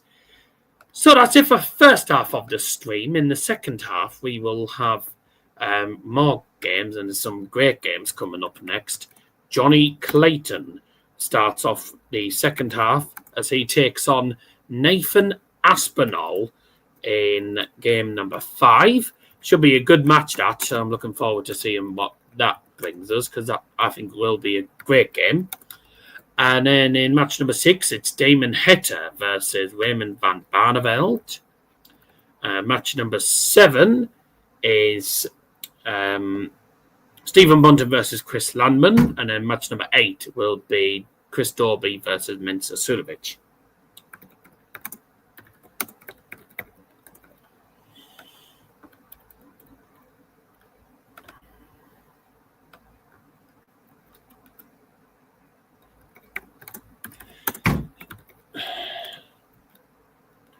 Whilst I go and shut the door and sort out all of these scoreboards, we're going to go for a break. We'll see you very shortly for the second half of the stream and game number 5.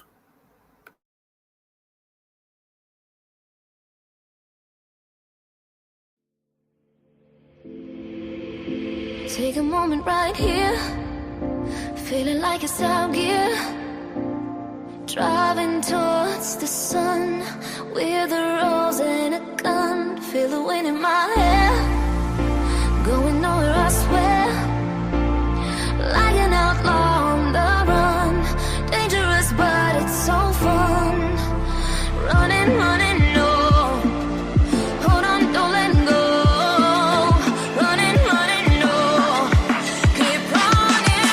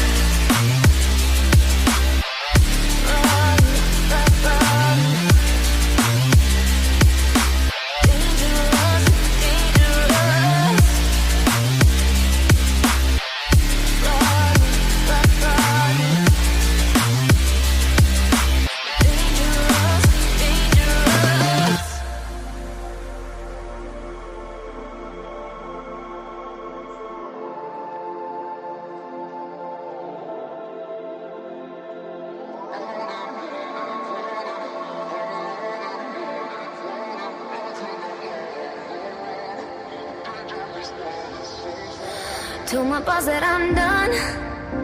Had no luck with my mom. Say, what will you do with your life? You know it's hard to survive. A cigar in my mouth. Maybe guilty but proud. Now I'm an outlaw on the run. Dangerous but it's so fun. Running, running, no. Hold on, don't let go.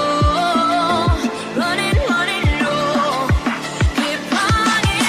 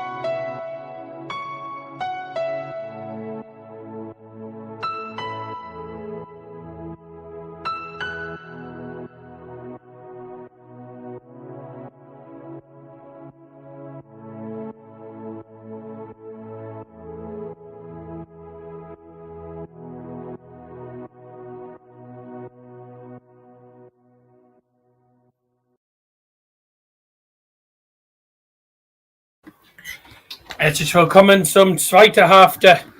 Welcome back to the second half of today's stream.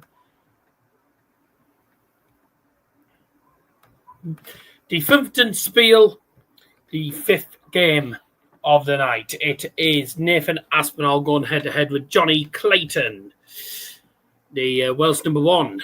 Well, actually, Welsh number two now, actually. Taking on Nathan Aspinall. Looking forward to seeing what this game brings us. Should be a really good battle. Two great players, two former Premier League finalists, remember as well, who will come out on top. Time to find out then as we get off and running with the games. Game 5 and Game 6 coming your way. Jonny Clayton against Nathan Aspinall, followed by Damon Heta versus Raymond van Barneveld.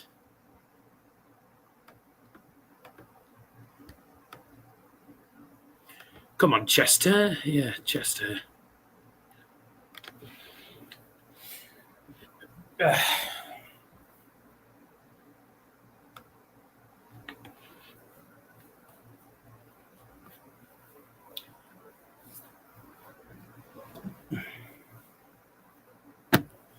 Trying to get me tough.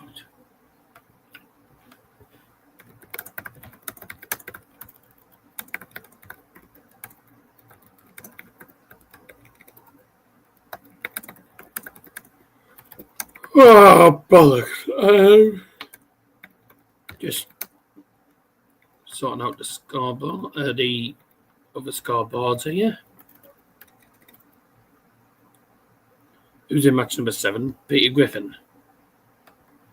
Yes, Stephen Bunting. It's against Chris Landman. Final games then of the night and of round 2. As we have Jonny Clayton against Nathan Aspinall. Then we have Damon Heta against Raymond van Barneveld. Stephen Bunting versus Chris Landman. And then finishing off the night with Chris Dobey as he goes head-to-head with Mensur Suljovic. And the referee for the next 2 matches, ladies and gentlemen, it's the Calculator, Kirk Bevins. Whenever this one goes through, the face Martin Schindler in the last 16 tomorrow afternoon. Aspinall, twice winner on the Euro Tour this year. Clayton picked up a title in the Netherlands. I need to... Hang on, what's this from Bevins? Watch the red, watch the red. That's as good as you're going to get from him. He's been on Countdown, he's not been on Strictly. Not exactly sneaky. Come on, Chester. That was Luke Humphries winning, yeah, 6-2. I know a certain bloke with a lot of it. Lovely Chester does. Up at Glacier, in the Alps, with Luke Humphries. That's only part of it. That's only part of it. It goes all the way around here. It goes around this way for some silly reason. That's all you're getting. First leg, Nathan Defoe first. Game on!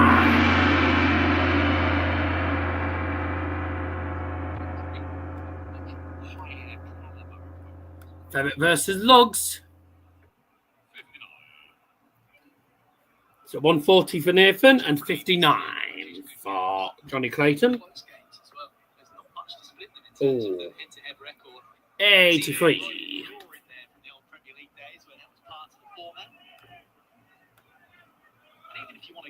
Club Rouge beat Standard Liège. Good result for them now. Great result for them. Jonny Clayton shit. He is shit. Jonny Clayton shit.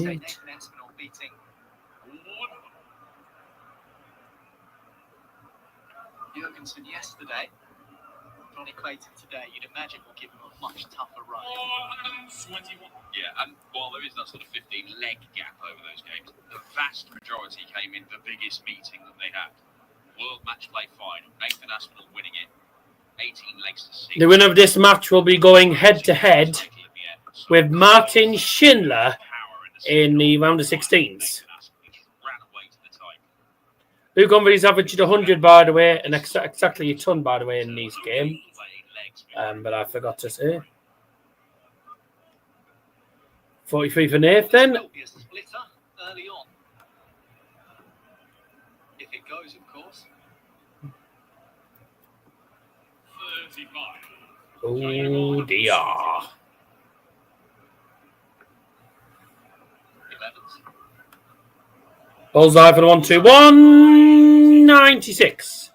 Nearly started with the signature 1-2-1. See, he's frustrated. Reminder, Richie Edhouse went through to round 3 after Ross Smith. After Ross Smith withdrew from the tournament. Game shot the first leg. Nathan Aspinall. Oh, I'm tired. Been watching the footy all day, to be quite honest. Been tired of watching United. Tired of watching United lately. The design of the stage, that hexagon Annoying. sort of honeycomb pattern. Go on, Wolves. Ow. Is it calibrated now? Something's still not quite right.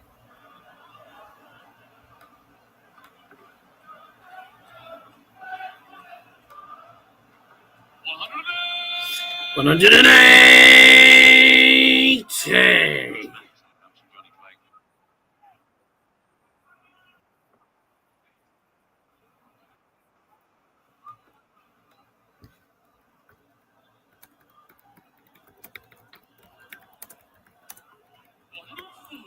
Nearly follows it up with another. Good start so far to this game. We've had a first maximum as well. We've had a 180. And I'll put that in there. 98 needed for Johnny Clayton. Oh, he's come inside. 82.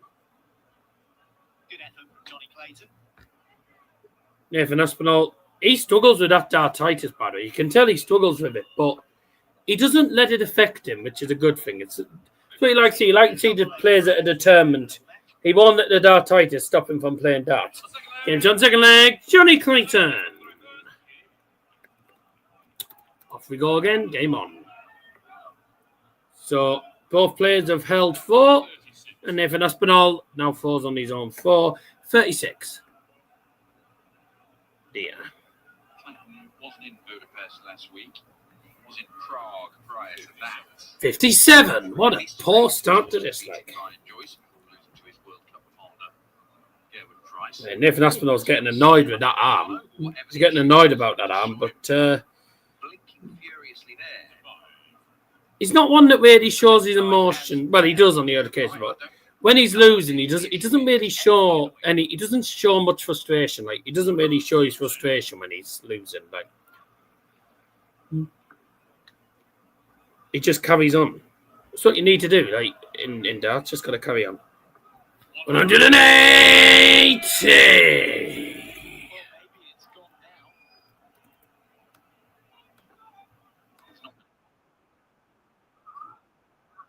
Apologies if I'm looking down, by the way. I've got my phone literally in front of me, but it's down.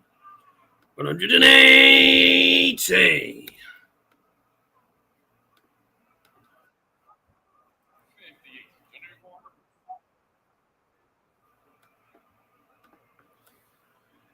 Really dead stream today. Bullseye. Oh, 1-2-4 checkout from Johnny Clayton on the bullseye, and he leads 2-1 and break of 4 as well. Johnny the 4 first, that's a break of 4. Well, it's brilliant from Johnny Clayton, but something is still irritating Aspinall. It's irritating in a different way. Nathan Aspinall's getting annoyed about something. 180. There's something that's annoying Nathan Aspinall. I don't know what he's getting annoyed at. 100. Keep this streak of excellence going.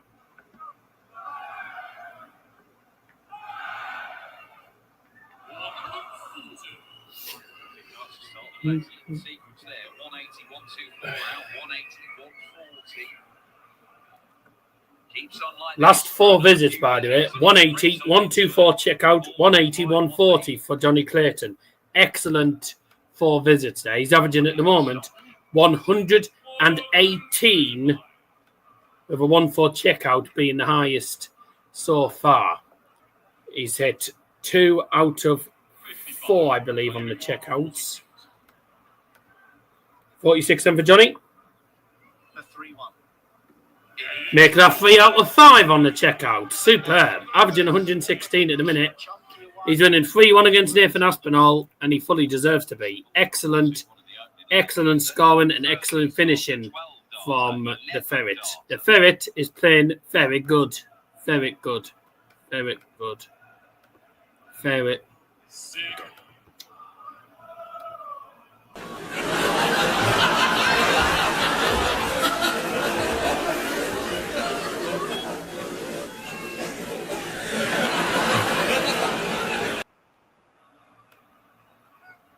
$180. 16. 3-4. So 3 180s for Johnny, 2 for Aspinall. Clayton's average has dropped to 109. He's averaging nearly 20 points more. He's got 20 points more nearly on the averages than Nathan Aspinall has. Aspinall averaging 90, and he's averaging almost 110.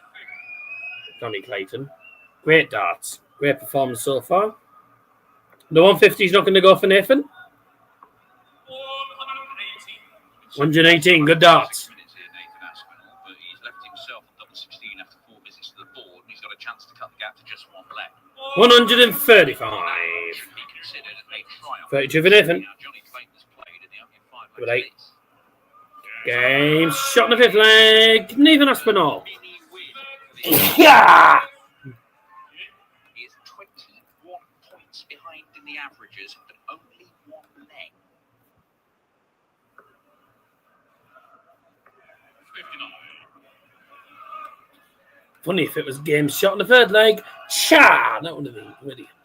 We were speaking about Rob Cross earlier today needing to defend. His average has dropped again only to 108. So, like, still 108 average at the moment for Johnny Clayton. Doing well. Another ton there. This weekend over who's in the Grand Prix, who's in the Ooh. European Championship, who is of course Nathan Aspinall. Only 23rd in the 180. but it's his European Tour performances which have got him to Leicester. Yeah, and he'd be in the same position as the likes of Chizzy. In fact, a worse position. 6 maximums, 3 each. It's the most we've had. That's the most we've had all night, I believe. We haven't had 6 all night, I don't think. One we've had all night. Ahead of Luke Littler again this weekend. Yeah, he's played more Euro tours, but can't argue with winning ranking money. Nathan Aspinall is currently the number 1 in the European Tour, European Tour Order of Merit at the moment. He can start the book. So he will go on double 18. Ooh, 103.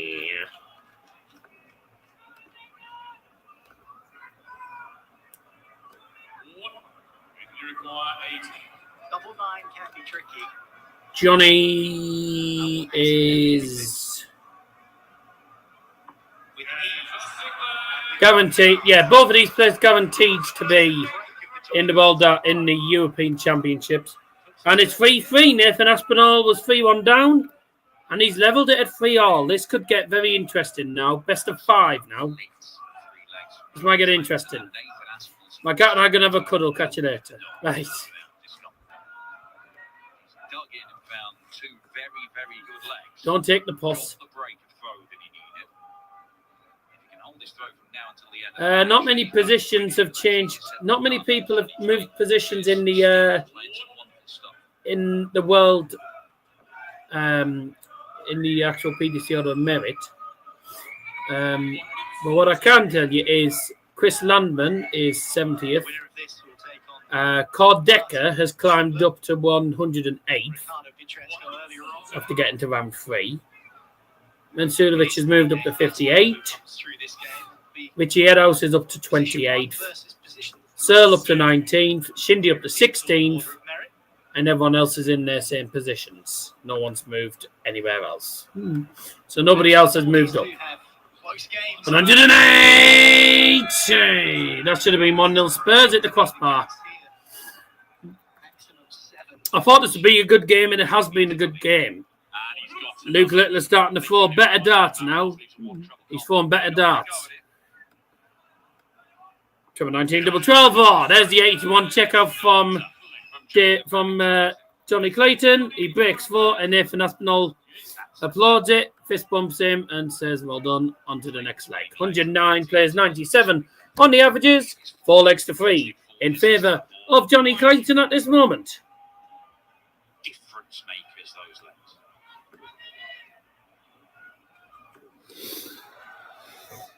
legs. 180!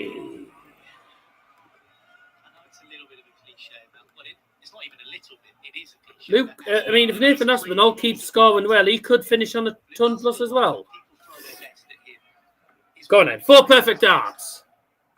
5. 180.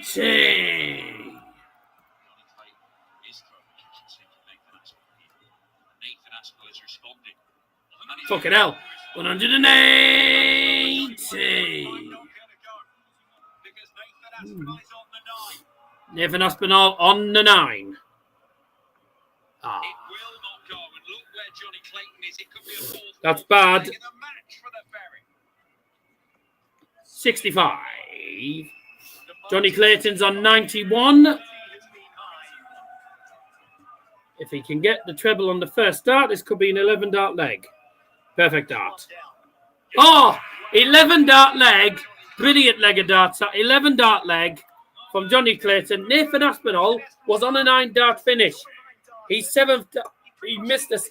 180, 180. Then 65. Never got a look. 9 darts is all he threw in that leg. Johnny Clayton, 11 dart leg. Treble 17, tops. Honestly, Johnny Clayton has been excellent. He is on for the highest average we have seen so far in this tournament. The highest average today in the tournament was set. The highest average in this tournament, in this year's tournament, was set today by Luke Woodhouse, averaging 110.69. At the moment, Johnny Clayton is averaging 112.36. And he doesn't look like stopping. 5 out of 7 on the finishing. A 1-2-4 checkout. This could be the highest average we've had so far this tournament. Beating the 110.69 that was set by Luke Woodhouse. And it would be one of the highest. It would be certainly in the top 5. It would be definitely in the top 5 for the highest averages so far in the Euro Tour this year. I think the highest in this year is like 113, 114 maybe, but he's averaging 112. He's on 185 after 9 darts. 11-11, what does this mean in the relationship? It normally means 2 on 2. I don't know what 11 and 11 is. Well, that's enough to say to Nathan Aspinall, you had better take this out. Interpreted as a significant spiritual sign, particularly in love and relationships. Seeing 1-1 colon 1-1 is often seen as a cosmic nudge from the universe, indicating alignment with your spiritual path and a call to pay attention to your thoughts and intentions. It's classed as an angel number. You're calling the angel something. I don't know what it means. I don't get it. It's no. I said 2-1. I don't know. I don't know what it's. That's what it means anyway. I've just searched it up. 58 needed. Nathan Aspinall needs to get this. Tops. 5-4.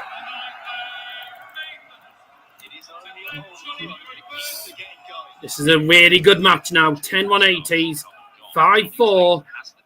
110 average for Johnny Clayton. 97 average for Nathan Aspinall. Nathan Aspinall had 6 perfect darts as well in the leg before. Been a really good match this. I knew this was going to be a good game. I did think this would be probably the best game tonight. I thought this would be the best game tonight, and it's been that so far. 140.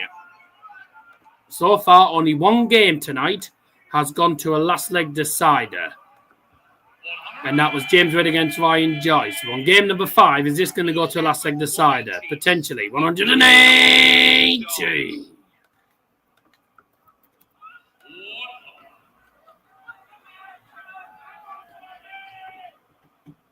It's a shocking dart. 45, that's a mistake. That is an error from Johnny Clayton. And his average will drop.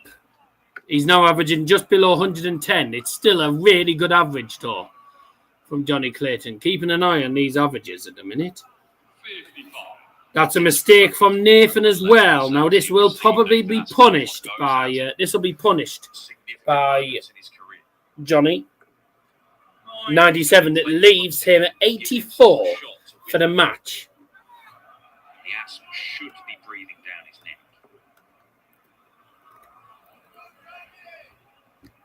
He's all ball from there, you would think. Okay, 77, 76. Good dart. Just felt today like Johnny Clayton. Bullseye for the match. He does miss another net start. He kept himself alive in the last leg. Can Nathan Aspinall do it again and force us down the home straight level?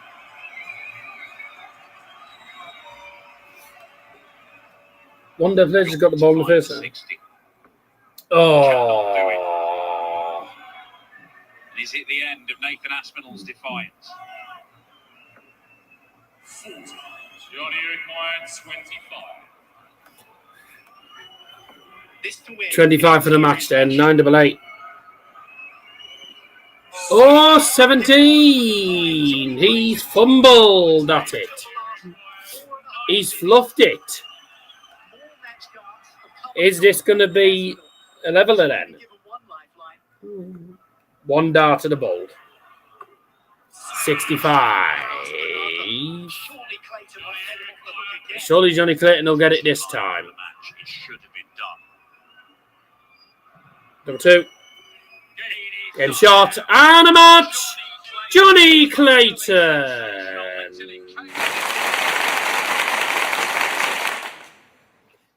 Johnny Clayton advances through to round 3 then. A brilliant match, to be fair. 6-4, sorry, against Nathan Aspinall. Nathan Aspinall could have made it 5-all, missed his chance. But a great game nonetheless. Let's have a look at the stats then, before we go on to the break. Well, Johnny Clayton averaged 105.33 in, which is very good. He had a really good game. The only downfall is he could easily have got more than what Luke Woodhouse got. Luke Woodhouse got 110.69 early one, which is the highest average in this tournament this year. But he could have actually beaten that. He was averaging 112, 115. He was averaging well over that. But then, unfortunately, in the final leg, some of his scoring wasn't great in the last leg. And his average dropped. His finishing was poor in the final leg. And it dropped and dropped. Ends up finishing with 105. Still a good performance, though. 11-180s. 95 average in the end for Nathan Aspinall. So, very good going. Good game in the end. Let's see what happens in game number 6 then, as we will be back after the break for Damon Heta versus Raymond van Barneveld. Looking forward to this game. The legendary Raymond van Barneveld goes head-to-head with Damon Heta. Let's see what happens after the break.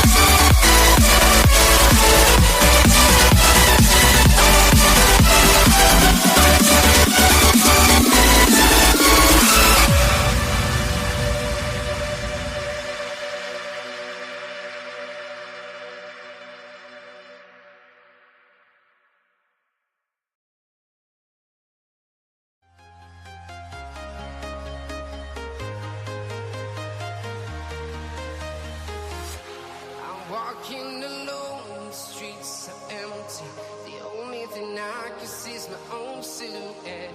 I'm getting stronger, step by step. The clock is ticking, but there's no time for regrets. I've been flying from town to town, from London to Taiwan. I've been all around the globe, trying to protect your soul. We are heroes tonight. We will fly above the sky. We are heroes tonight. Yeah. We are heroes tonight. We will fly above the sky. We are heroes tonight.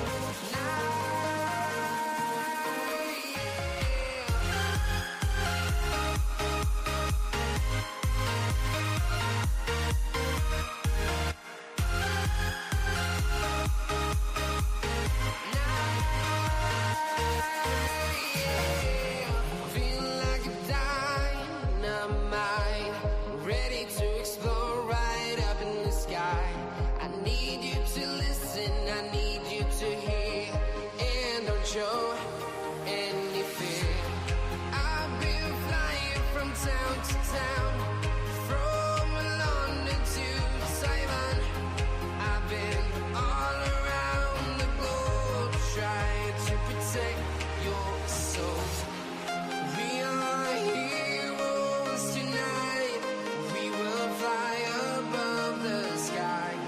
We are heroes tonight. Yeah. We are heroes tonight. We will fly above the sky. We are heroes tonight.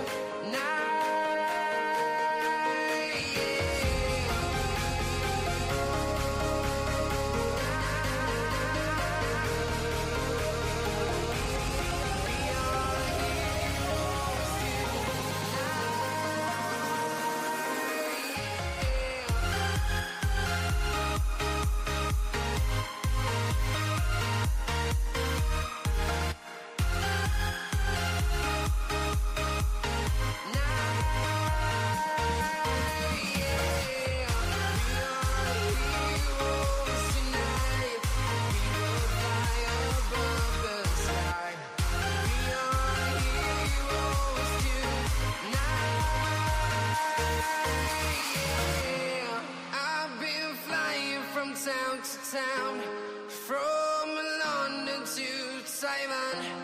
I've been all around the globe, trying to protect your soul.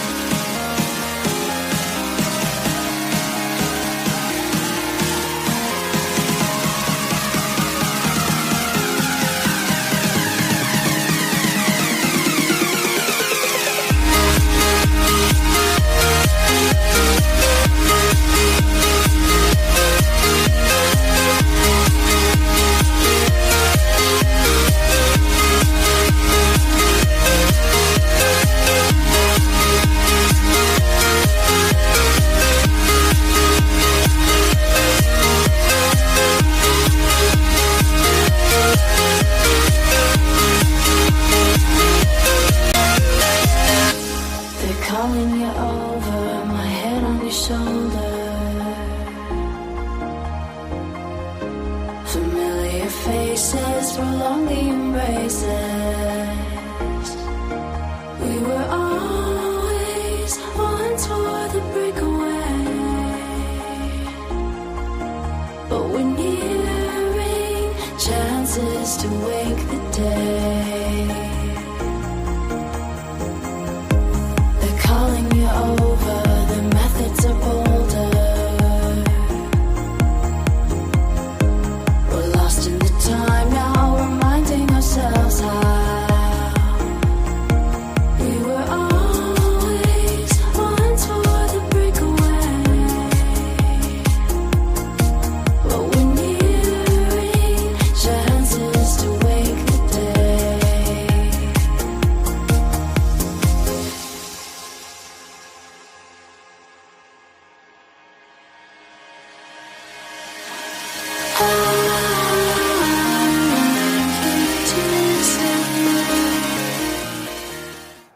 Heta's Phil Commons of Oak. It's time now for game number 6, Damon Heta versus the legendary women van Barneveld.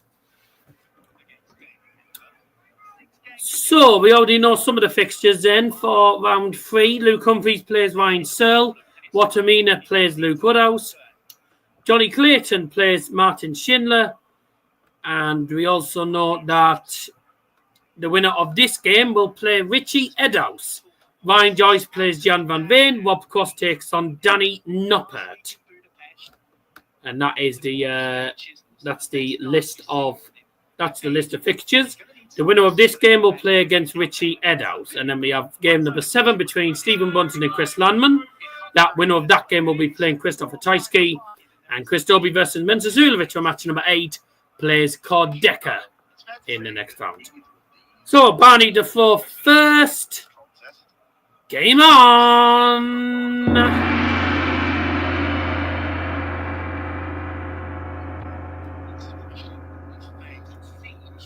So 59, followed by 42 for Damon. But we were reminded last weekend of his brilliance in Hungary. Verlies das Gelöst von der Erde, schwebt ans Flammschiff. Verlies verloren. Having said that, he drops up against Damon Heta, who's been beaten at this stage in his last 2 Not a great start from Damon Heta. Both players could do with the win, but 99 points scored after 6. There we go, 140.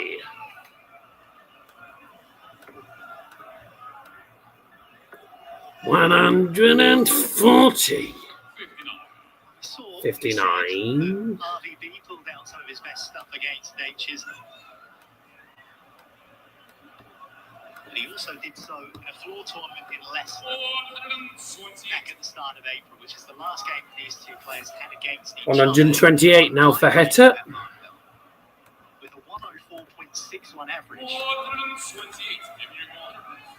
Bit more like it from these two players. So he Scoring's a little bit better. and against this opponent.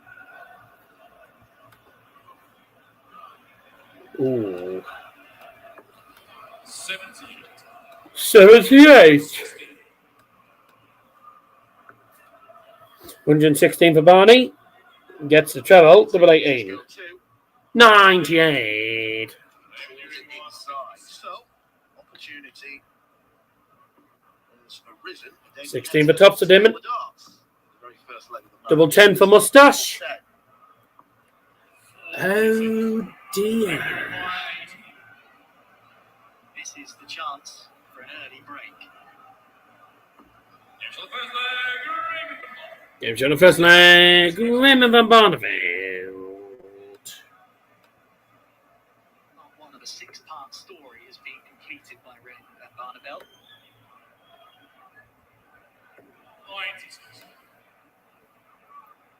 Yesterday evening's game against the consolation qualifying match 2 was probably more of a battle than he anticipated. And in fairness, soon passed up opportunities to make the game even tighter. He had a checkout left, missed a big number, which denied him a dart at tops.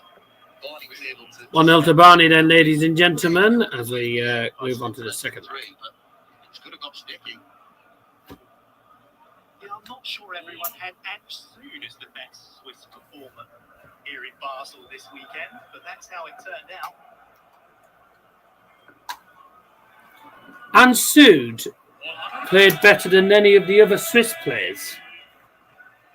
So he was the best performing Swiss player, and Sud on his debut. Decent. 180, by the way. Forgot to put.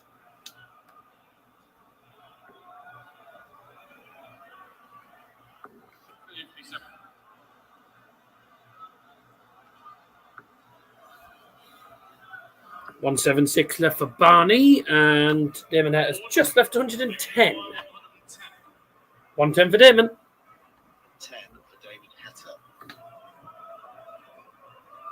How the hell have they not scored that? Double 16. Game's on the second leg. Damon Heta. Damon Heta levels it at 1-all. Now, if Raymond found Barneveld wants to win, 180. reach at least the quarterfinals.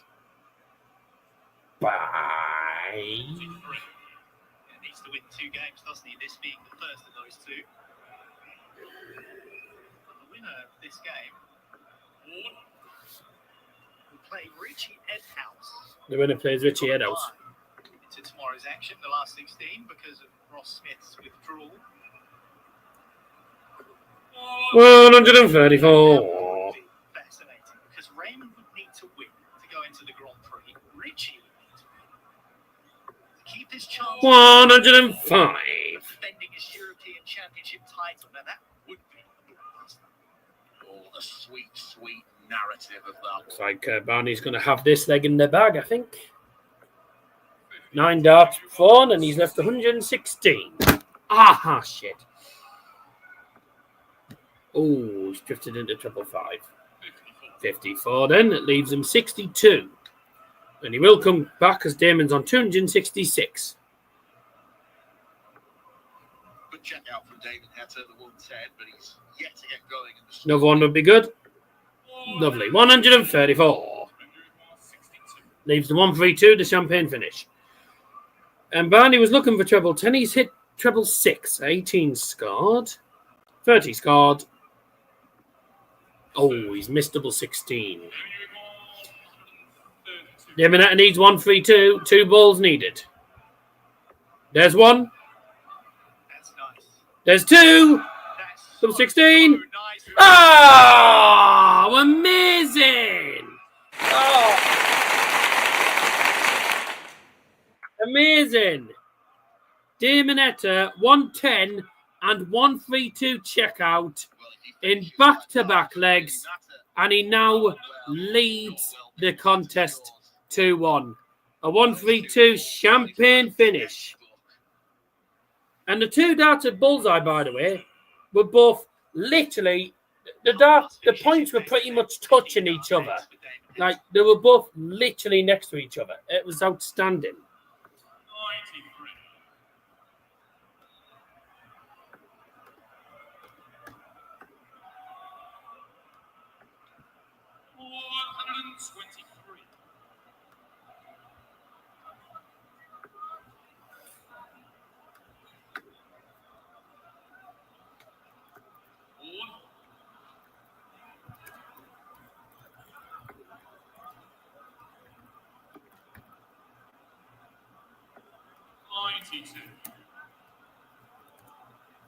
David first to a finish.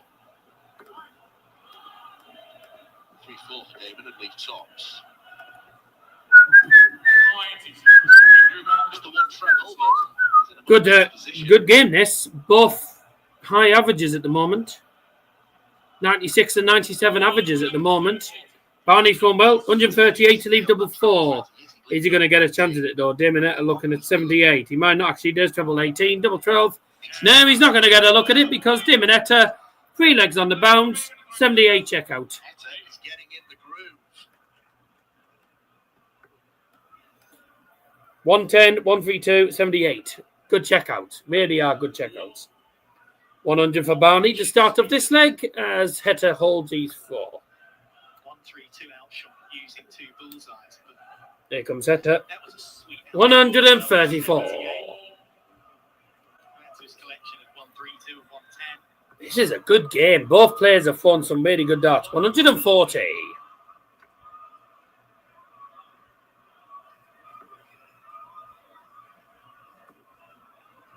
The grouping is excellent. 180. When he started slow, David Heta, but he's cooking now. The grouping on the 180 is just that grouping was ridiculous on the 180. Oh, good effort, good tip. That's a pen. Ha ha! No given. Have some of that, Spuds. Head to 187. Oh, you won't be happy with that. 121 left for Barney after 9. Single needs treble 17. Gets it. Bullseye. 96. How long's the stream? Well, I'm going to be up at 9:20 tomorrow because I'm going to be dropping my sister off at church and then picking up Mia. And Mia wants to go to the range on Pietreczko Lane for something. So we'll do that, and then we'll come up for dinner after that. So, yeah, I'll be up early tomorrow, but the stream will be done at approximately 10 o'clock, as usual. 9 scored! Remember, Barney needs to win, otherwise he's not in Leicester for the Grand Prix. And he won't be in Leicester for the Grand Prix. He's not going to do well. Double 10. Probably about 9:30. Barney can breathe. Probably about 9:30-ish. Double 4. He gets the Game shot in the 5th leg. Raymond van Barneveld.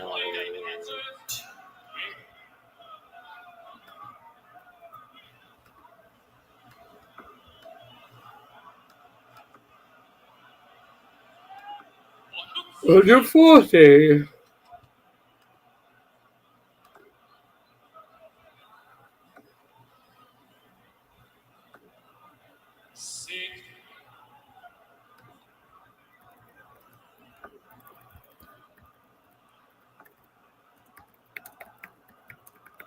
Played in all 12 of the European Tour events this year, prior to Switzerland this weekend. Raymond van Barneveld. He's only made the Sunday 4 times. Not a great return.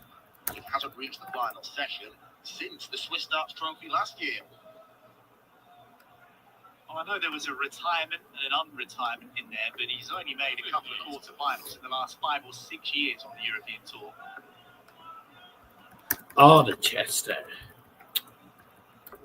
He needs to make at least the quarterfinals here if he wants a spot at the World Grand Prix.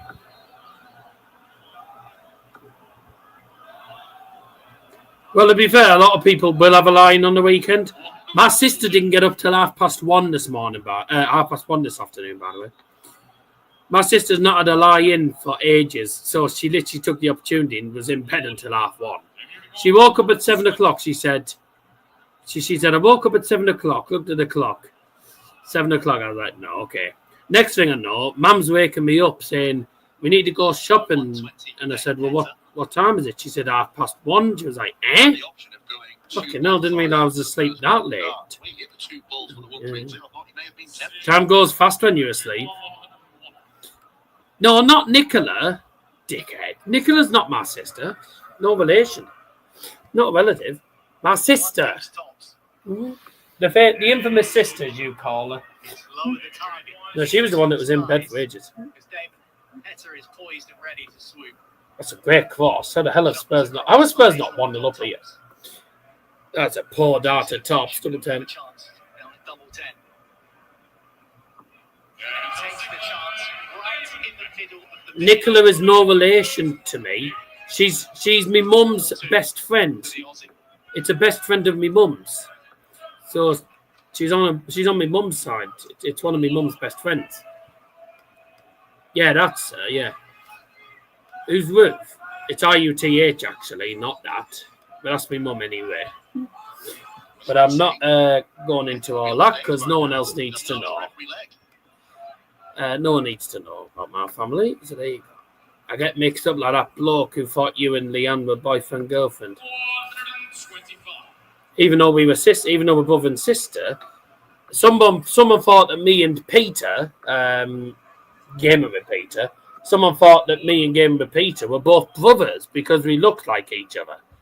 I mean, if you see a photo, if I had a photo somewhere, I don't have a photo, but if I had a photo of me and Peter, you'd probably look and you'd probably think, yeah, I could probably understand why. We do look a bit like each other, to be fair. 4-2, by the way. Sorry, I haven't updated the score since I was sorting that out. It could be 5. Could be 4-3, actually. Have we had any maxes? No. This would be 4-3, I think, because God, Heta.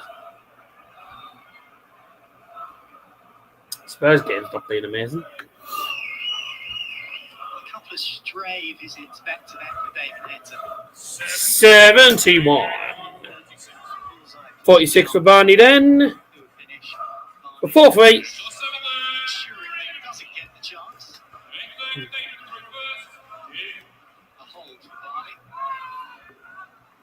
It's the first leg in the match where Raymond has been able to have a degree of comfort.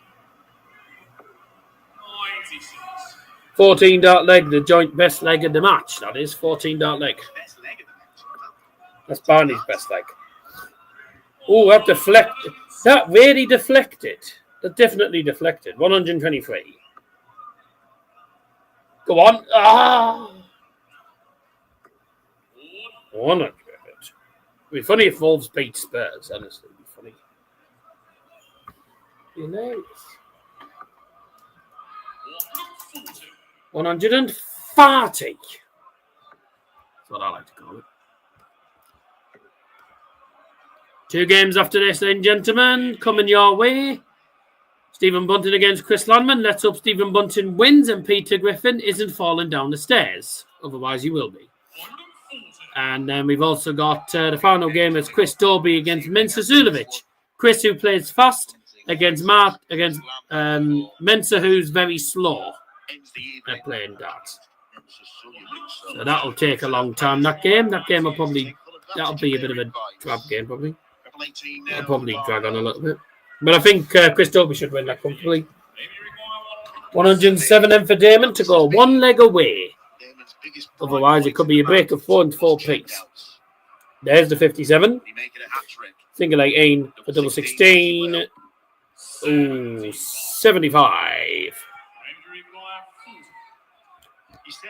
Top 10 for Barney then to level it at 4 piece. Game shot in the 8th leg. Raymond from Barneveld.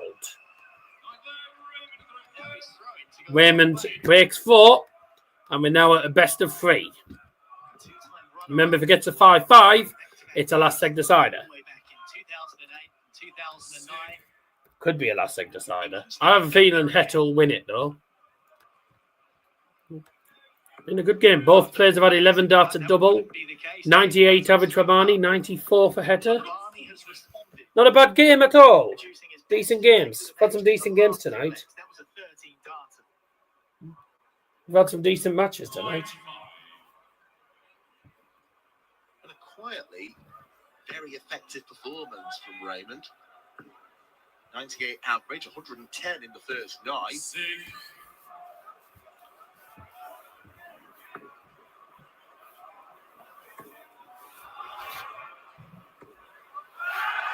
$180.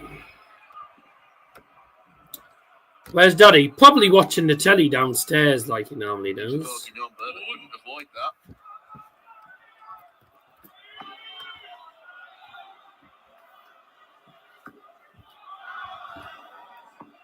134 to leave double 16 with Heta on 201. He's not on the finish.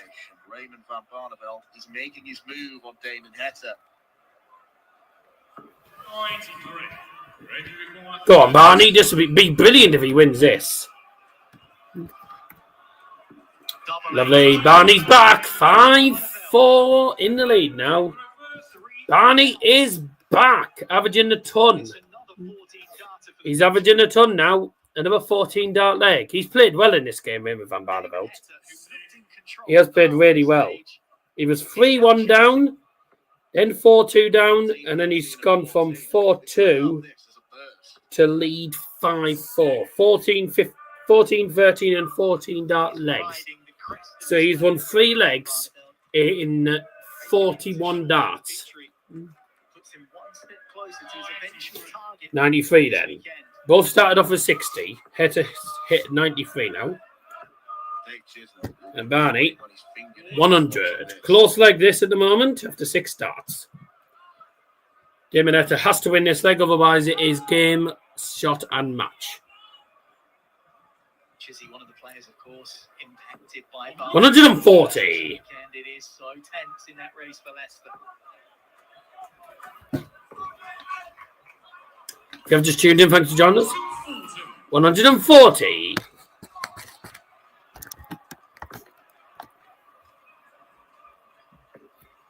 Damon's on his own throw, so he's going to get down to a finish first. 134. To leave 74. Barney on 201.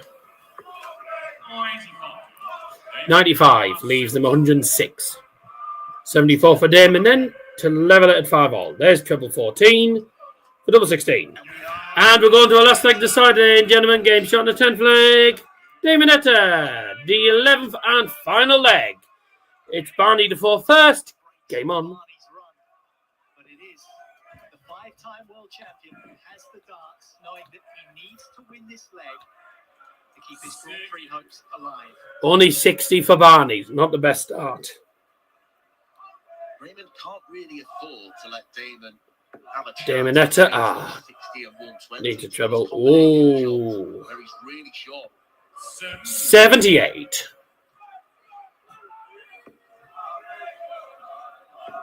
Here we go, Barney. 125. Well, away with last one, but scores like that will certainly help his cause. Needs more of them, and he needs Damon Heta to keep missing. 100. He finds one there. 7 points separating these two players in this final leg. 100. Decent leg, this. Both be looking to leave finishes after 12 darts each, it looks like. 100. 7 points separating them after 9 darts each. This is tight. Barney looking for the max. 140. Leave 76. 76 after 12. Damon on 223. Barney down to finish first.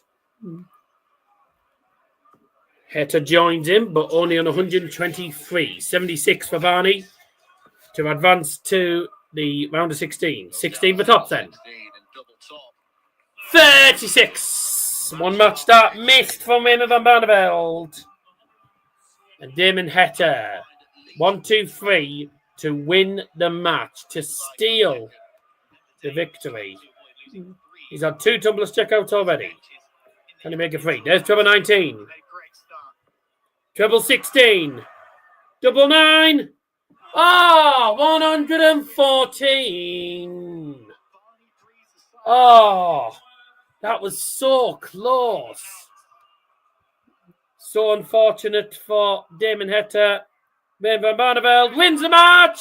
Gives you and a match. Raymond Van Barneveld.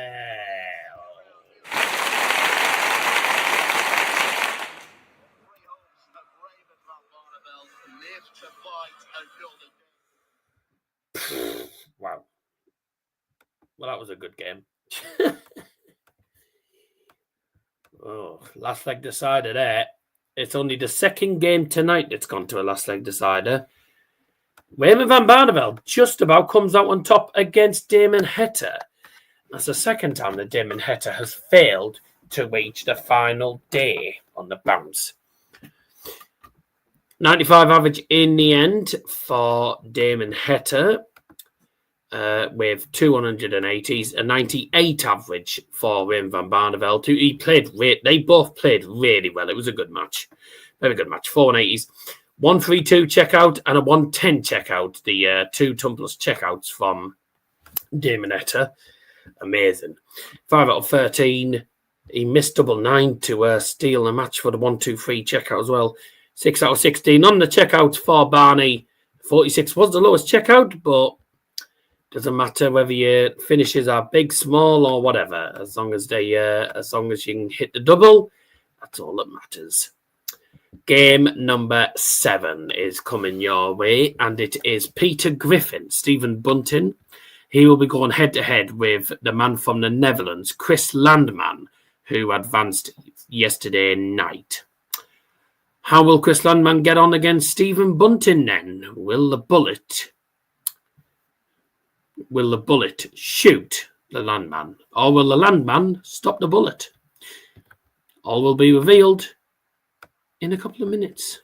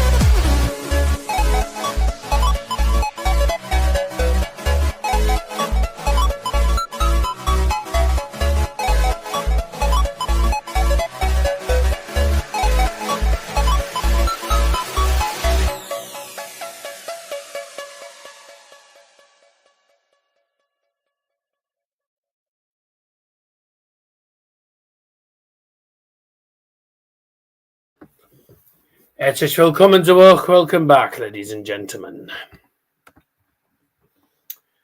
Game 7 coming your way. Raymond van Barneveld versus Chris Landman. The Englishman against the Dutchie.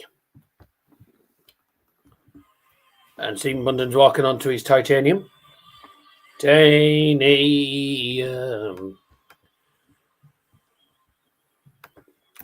On the current European Tour Order of Merit. Nothing to lose. Fire away, fire away. Right. Stephen Bunting at the moment is 10th on the European Tour Order of Merit, so he's guaranteed a place in the European Championships.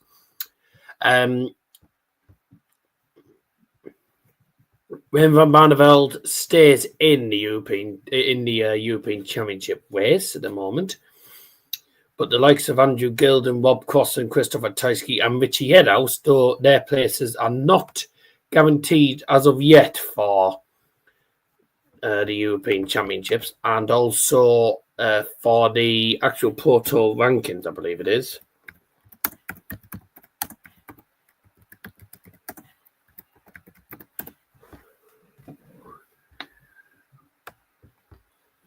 PG Pro Tour rankings.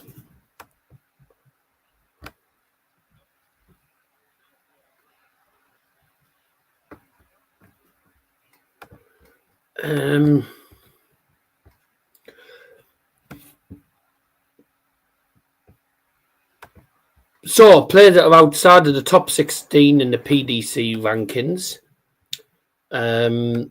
It's the leading 16 players outside of the top 16 rankings that will be going into the tournament. Now, Raymond van Barneveld is currently 17th in the race for the World Grand Prix, so he still has to do well. He's got to win his next game against Richie Headhouse. Otherwise, his place in the World Grand Prix will be gone. He will not manage it.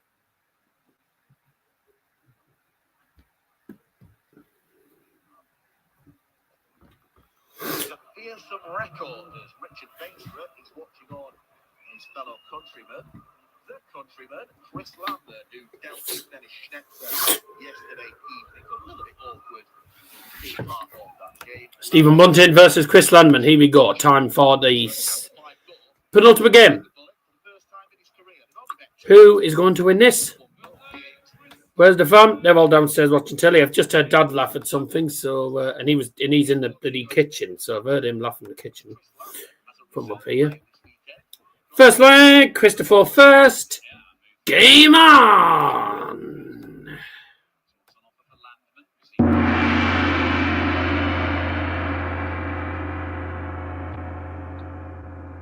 So here we go. Probably farting. I don't bloody know. Let's see what happens in this game. Stephen Bunting and Chris Landman. And it's down to Wright, Chizzy, Barney, and Edhouse. Edhouse has to win the title. Barney needs to Dirty git. I don't bloody know. I don't know what he's doing. Making the final. We know he's going to be there anyway. But is he going to be there as one of the seeds? If Van Veen does make the final, he knocks Peter Wright out to the Grand Prix. So I'll give you updates on the legs. All we're going to say on the Grand Prix race for now, because we know that things have been changing all the way through the day and it's difficult to get our heads around. We'll be back tomorrow. So not the best start from either player.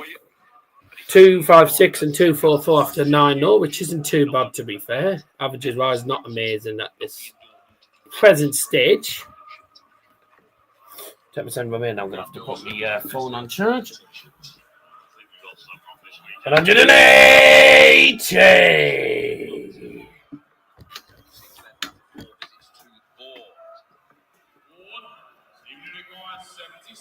Like Kirk Bevins is doing the final games.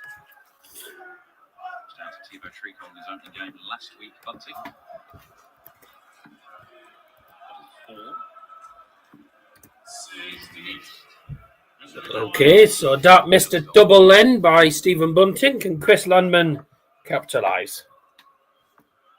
Oh, he Oh, he wanted 14. He's at 9. Chris Landman won the ball in the back room, and that should have been such a boost to him. It looks like he's going to be broken. Yeah, no, he didn't want. He didn't want to flash his dick. He didn't want to flash his dick.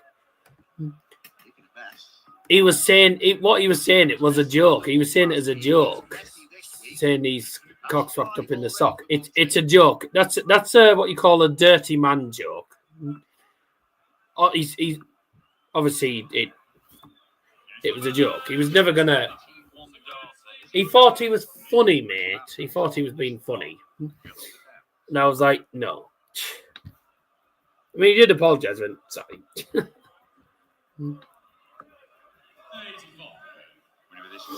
So 1-0 to Chris Landman. Not looking good so far for Bunting.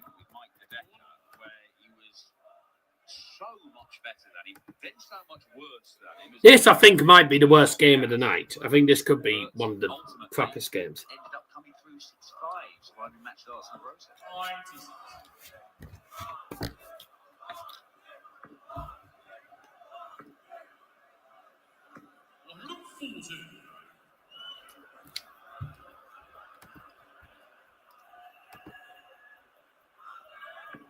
Yeah. Very disappointing exit for Bunting in Hungary last week. Oh, God, 41. Not great. Maybe do not need MVG. Not having MVG in the tournament's good. Don't have to see his ugly mug. Pre-pro tours in between, which will serve as a warm-up for a lot of the players going to Leicester. Everyone's watching the dance. Everyone's watching the first. Everyone's come dressed as a navy. Mate, if Wolves get a point out, if Wolves get a point off Spurs, that'll be quite amusing. If they win, it'd be hilarious.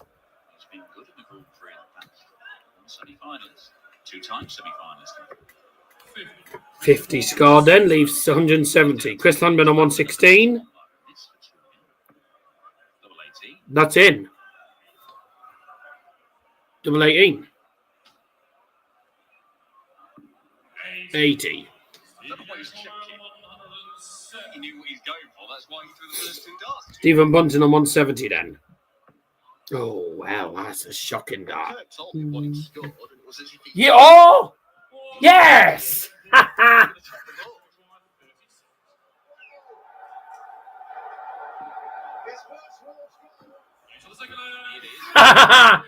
What little Wolves? Would you read it? 2-0 to Landman. He's taken 38 darts to do it. It's nothing special. We have seen since the rules were changed and allowed a reserve list to be formed that being on that list can be almost better than being a qualifier. Because you come here with nothing to lose. It's a bonus opportunity. Landman's making the most of it. Fucking Ibrex hit to the final in Prague last year. Yeah, and one of the rules they're certainly looking at changing for next year will be if those people coming off the reserve list, they do come in on the side of the draw as the qualifiers. Landman came in as one of the pre-qualified players on the Pro Tour list in that spot. So he got both players averaging low 80s here. Saw him on. Now he's having a crack. Who's doing predictions? He's having a proper crack at it. I mean, he's not playing as well as the early stages against averaging close to a ton and racing. Cheeseburger with a lot of chips. Another cheeseburger. Nah, that seems a bit much. That looks a bit much, to be fair, mate. Looks like quite a lot. That's quite much. Well, I went for draw for Leicester. That was correct. Coventry won. That was right. So 2.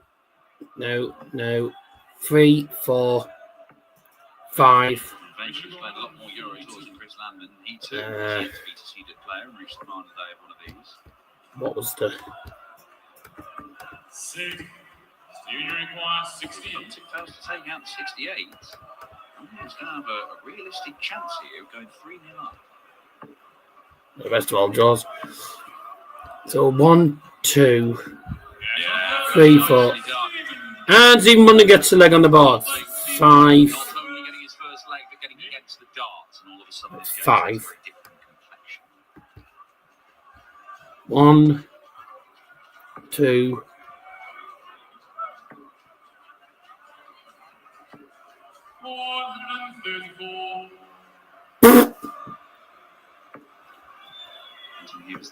Yeah.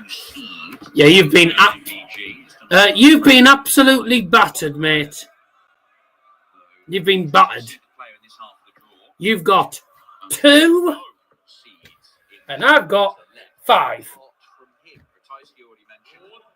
Bye. You've been fucking shut on there. Thank you very much for coming. On to next week. Or midweek, actually. We've got midweek next. How many games left? Well, this is only game week. This is only game 7. We won game 7. Game number 8 coming up in midweek.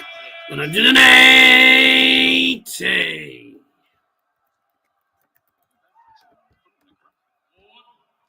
Two 180s for Stephen, and he's finally got a leg on the board as well. Could make it 2-2 very shortly. There is games on tomorrow.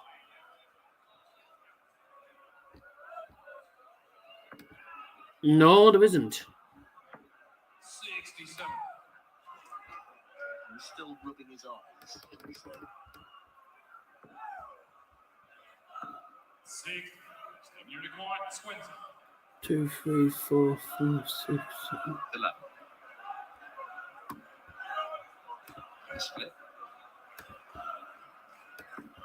And hit. He doesn't always split, but he's one of those players who's more likely to split No. doubles if his opponent. No, there isn't. All 12 games have played. Certainly did it all the way There is no games on. There is no games tomorrow. There's all 12 games have played. There was 11 games today, and Leicester played yesterday.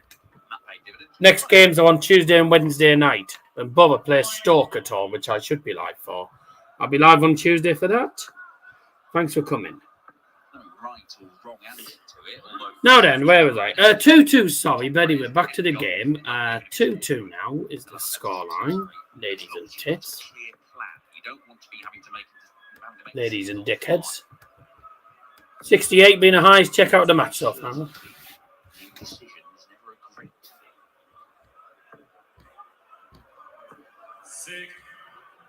As soon as you retrieve the darts, you should almost have the plan in mind of what you want to do. A bit like we saw with Landman earlier at 116. He threw his first 2 darts and then was having to check, what do I do now? And particularly for a fast player like Landman, you would think that rhythm is going to help his game. Doesn't want to get knocked out of it. 161 then for Landman. Oh dear. 90. Okay then. Stephen Bunting on 208. So I'm not on the finish at the moment. 71 left for Chris. What can Stephen Bunting get here? Come on then, Peter Griffin. Another one of them be good. 140. 68 left, which he's already took out. He's already took that out. Double 16, double 8. And 71 taken out. 71 check out there for Chris Landman. Good darts. 15 dart leg. I know the race is going on all the time. The race for next year's World Match Players started as soon as the match play finished. But that one for Ali Pally is hugely important for the likes of Landman. On a Scott we saw here this weekend. First casualty this weekend. Very first game of the tournament. He's in that last spot. Both on 3-6-1 after 3 darts each. 3-2 to Landman. Some are trying to get to the tournament next week. Yeah, I think these two might be the more poor. Well, I think the next game, Chris Dobey should play well next game, but I think this game's going to be a bit of a. It's going to be a bit of a slow game. I don't think it's going to be a great match at all. Has work to do, Landman, if he is to save his tour card at the end of the year. But this is the time of the year where Chris Landman has never reached the third round of a European tour. Oh, what a goal! What does what a goal? No wonder this boy's a star. Oh, the Messi goal! It's one of the Messi goals, isn't it? You're a Messi. You're becoming a Messi fanboy, even though you're a Tony Cruz fanboy. 104 left for Stephen. Chris on 220, 100. So both 104 and 120 after 12 darts each, yeah? Well, I'm not sure about him being superhuman.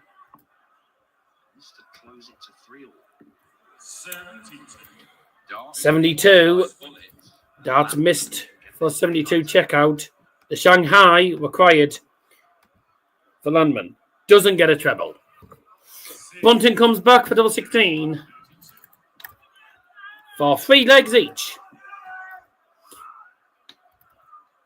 And for a hold of 4. There's 9 missed darts at double already for Bunting. 16. God, Bunting's playing shite at the minute here. He's having a shit match. I mean, he's hit 180s, but he's doubling. His doubling has been appalling. And Landman's missed chances as well. So for 3-3 this time, double 8. At last, game shot in the 6th leg. Stephen Bunting. Similar sort of numbers being posted by Stephen Bunting as it was last week in his opening game against Pietreczko, and that didn't end well for him. So the high 80s. Stephen Bunting's averaging high 80s, and that's as far as he's going. He's not got into the 90s yet. Not got into the 90s just yet. In the World Series Tour events, didn't carry through to the World Series finals. People are pointing to the Premier League, and he didn't win a game for the first half of it. But it wasn't as if he was playing poorly, though.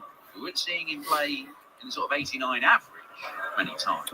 So 1-3-4 to start with for Stephen Bunting in this leg. And Chris Landman's only on 403 after 6. Bunting might do well in this leg. 140 to back up the 1-3-4. Excellent start for him in this leg. Landman responding. 140.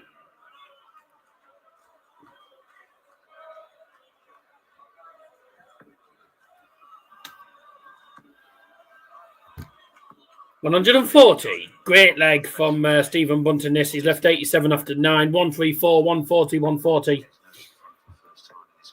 Can he lead for the first time in this game? He's got time. He's got at least 6 starts coming up. He has 6 starts coming up. There you go. 51 for double 18. Okay. Double 9. Or is he going to split it? Yeah, sensible. Sensible. Leaves double 8.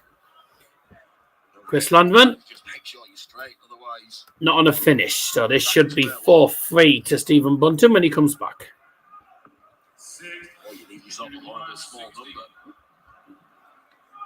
Double 8.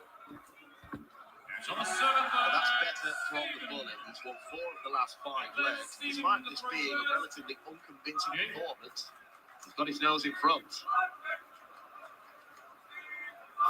4-3 Stephen. 2 lead missed by Chris Landman a moment ago, and now he finds himself 4-3 down. And Stephen Bunting, his start 140.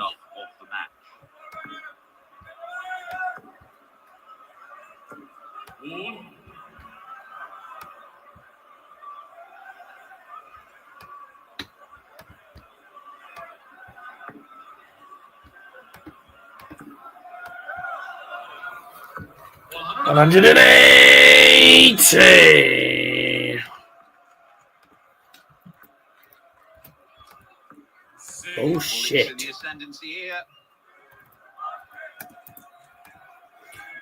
Stephen needs to do all right in this game. He did crap in the last Euro Tour. He lost in the first round to Pietreczko. And he's playing against a man who never made it to the 3rd round, never made it to final stage in the Euro Tour. So Stephen Bunting realistically should win this. 45. 41 needed for Stephen, and he's got plenty of time. Yeah, excellent. 2 good legs on the bounce. That's an 11 dart leg for Stephen Bunting. He holds 4, and that should be game, shot, and match very shortly. Stephen Bunting with what? 14 darter. Is that a 14 darter and 11 darter? He's missed 12 darter double in this game, mind. 5 out of 17. 3 out of 10 for Landman. But he's averaging 96 now, Stephen Bunting. He was averaging low 80s, but he's averaging high 90s now. So 96.86 at the moment. So this is a bit more like it from Stephen Bunting. And hopefully we get to see Peter Griffin celebrating because he wins. Match of the day tonight? Yes, 10:30, I believe. I assume it's at 10:30. It's normally 10:30 on BBC. I haven't really watched Match of the Day this year, to be fair. I tend to watch the Premier League highlights. I tend to watch the Premier League highlights on the Premier League highlights show on like TNT Sports, etc. I tend to watch the Premier League highlights on TNT, etc. or on YouTube, but I don't really watch Match of the Day because half of the pundits are clueless, half of the pundits are crap, and they spend so much time chatting in between the games. I just want to be able to watch the highlight without 10 minutes of analysis and loads of loads of interviews. Game shot and a match. Stephen Bunting.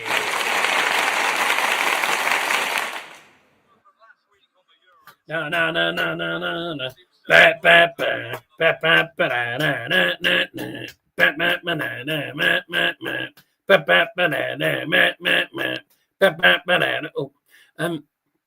Wait.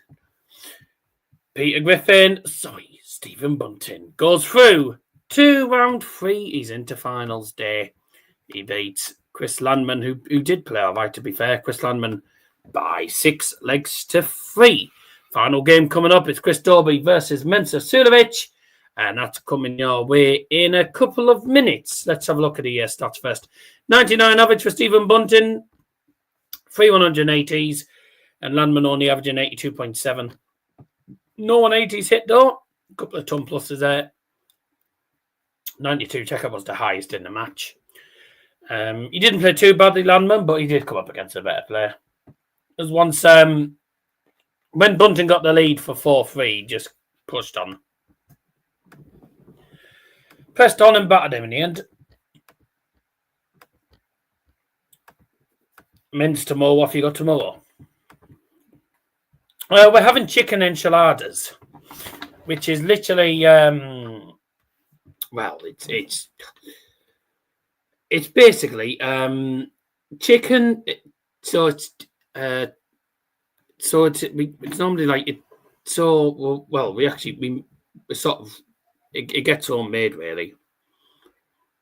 I say homemade. They get the chicken from. They get the chicken obviously from. They get diced chicken from. They'll probably got it from Asda today.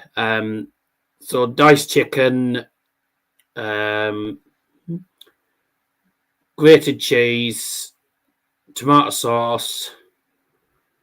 There's some sort of enchilada sauce. It's like some sort of tomato puree sauce in a way.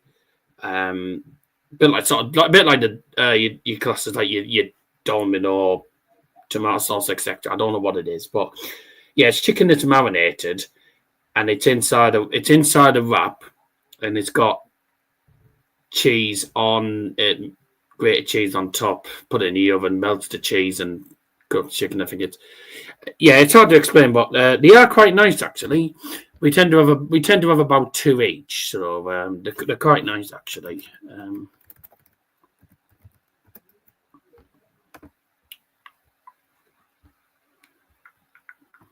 Yeah, chicken enchiladas, that's what they're called.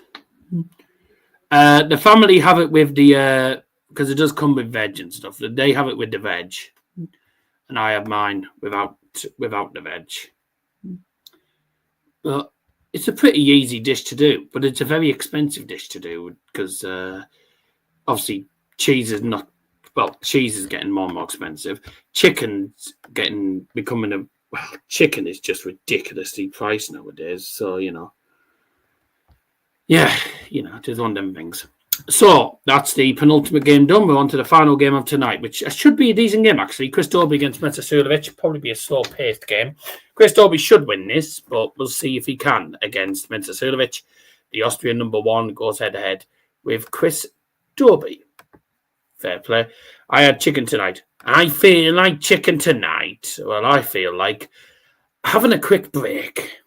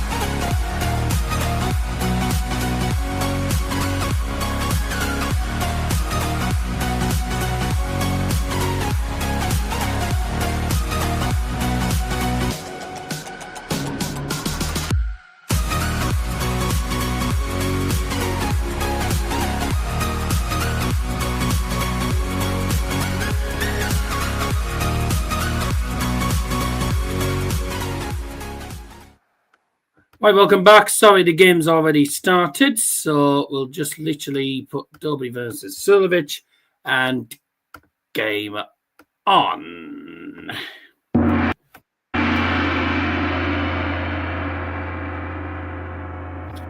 So, Dobey started off with 58, and Mensur started off with 93. Mensur 4 near 140. Final game of the night should be this should be an alright game actually, but I think Dobey should advance.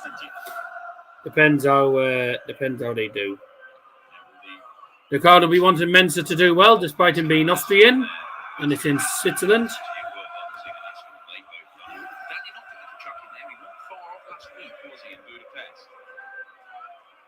Mensur Suljovic, a man who has tasted glory on the greatest tour in professional sport. One in Greece, one in Copenhagen, one in his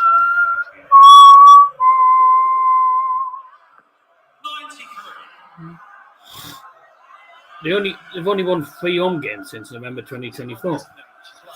And they'll still beat Man United when they play at Old Trafford. They're shit at home, they'll still beat United. 140. Mensur he's a little bit quicker on his phone now. A bit quicker than he used to be. Jesus. 48. Awful start from Dobey. Good atmosphere. You hear? Mensur Suljovic on 88. He is still slow, but he's slightly quicker than he used to be. Okay. He's at tops to leave double 14. Shame he didn't take that out. That would have been good. 20 tops double 14 would have been quite funny. Would have been something. We have seen him in the past just go, oh, well, they're not a finish. 180. Starts to go 180 to leave 22. 28 then for Mensur. Getting shot in the first leg. Mensur Suljovic.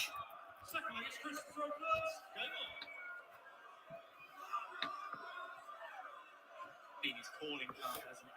Double 14. 97. Board management was interesting yesterday. Aye. It works, I guess. And it has been successful for Suljovic. 140. Is that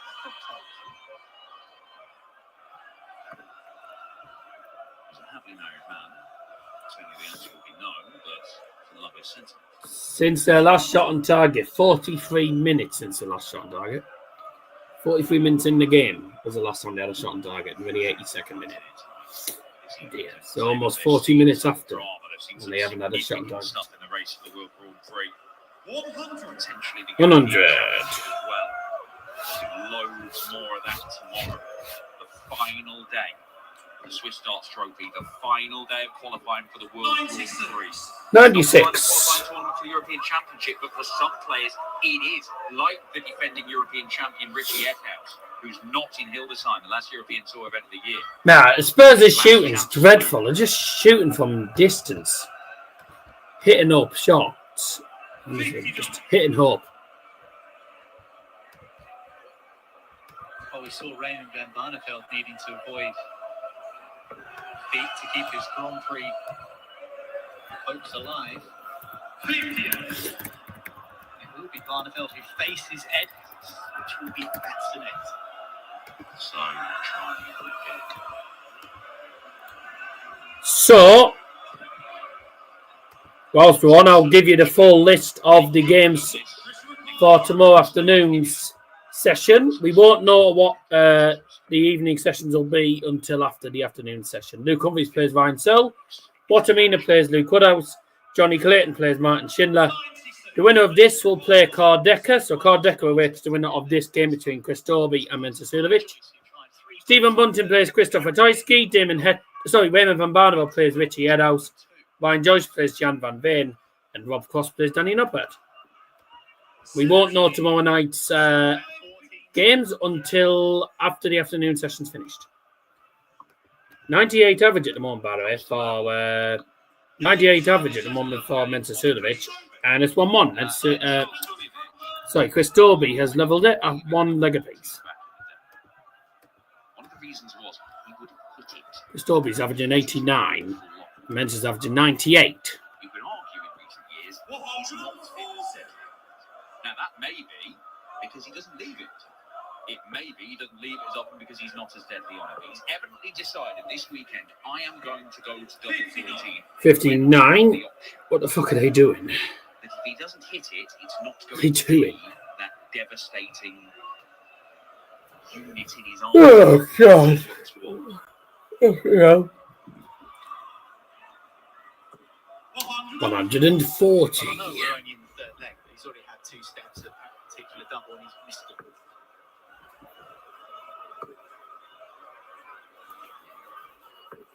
94.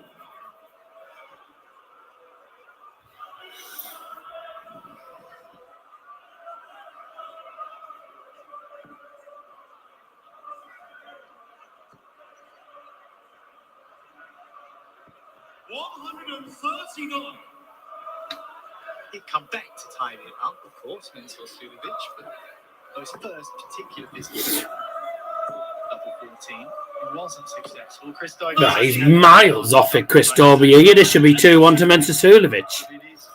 Dobey's miles off. First down to an outshot here. 82. There's bullseye. Double 16. Perfect. Absolutely perfect. 2-1 Mensur. Full first dart, double 16, second dart, job done, 2-1 lead.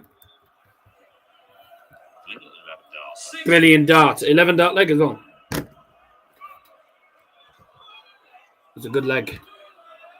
He's done well so far, Mensur Suljovic. Playing well. 11 dart legs, the best leg in the match so far.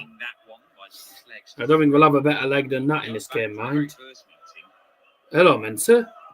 140. 10 years ago, yesterday. In a floor event, Mensur Suljovic would win on that occasion. Liam and Harvey. Liam's just got back home from Burton. They got home quite quickly then. But yeah.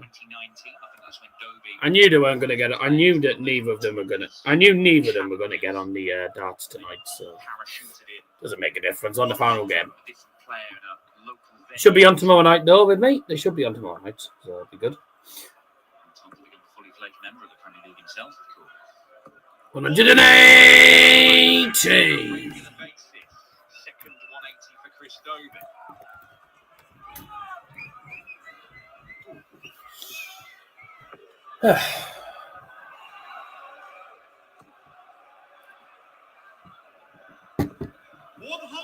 Chris require 121. Down to the 17s. That leaves the bullseye. 83. Well, that. But you require 161. It's true. Either, but it leaves him double 19. He might decide to split. Averaging 106 so far, Mensur Suljovic. 161's not going to go. So it's down to double 19. Double 19 then for Dobey. Oh, good dart. Chris Dobey, 2-2. Good dart. Chris Dobey yet to take the lead in this game. Mensur Suljovic has taken the lead both times in this match so far. You'd think Mensur Suljovic will win this leg and all. He's held these 4 twice so far. Well, he hasn't broken yet. You mentioned Cordecca before, obviously. He's an absolute giant of a man.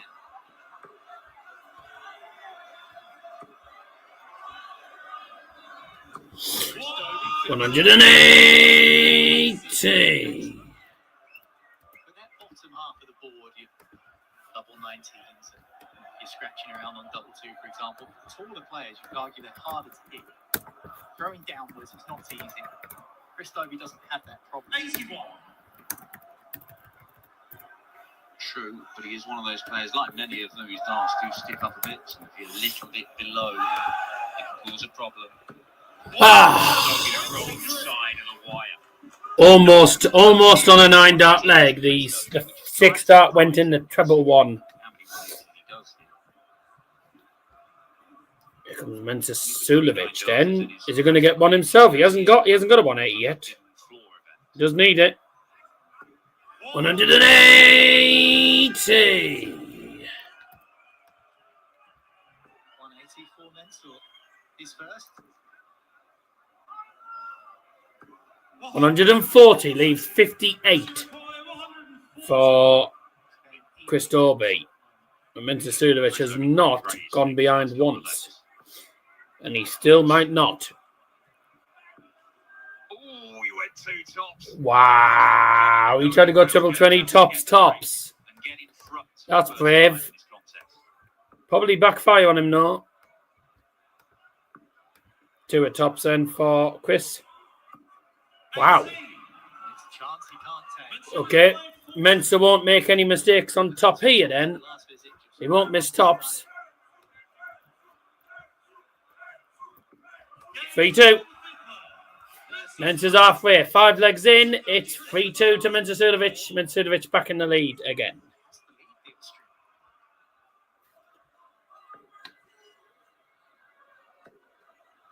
Ow.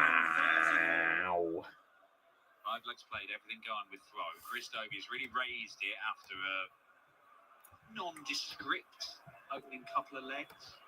5 Mensur minutes. has been good from the outset. I think most people will have put Spurs to win. Did anyone put Wolves to win? No. Maybe it's just a byproduct of the way that Mensur throws. You see that very unique action. More timely at the hockey. Yeah, nah, no, Wolves. Spurs aren't going to win now. Spurs aren't going to win from here, so I might as well sort out my predictions immediately. Once I finish, as soon as this game's done, I'm going to end the stream and sort out my predictions, and then that'll be me done. That should be done by 10:10. It should be done in about 10 minutes. 174 to leave a ton for Chris Dobey. Those games, the last 2 games, those are the boring games, aren't they? They end up being boring. So it doesn't have to go in this visit.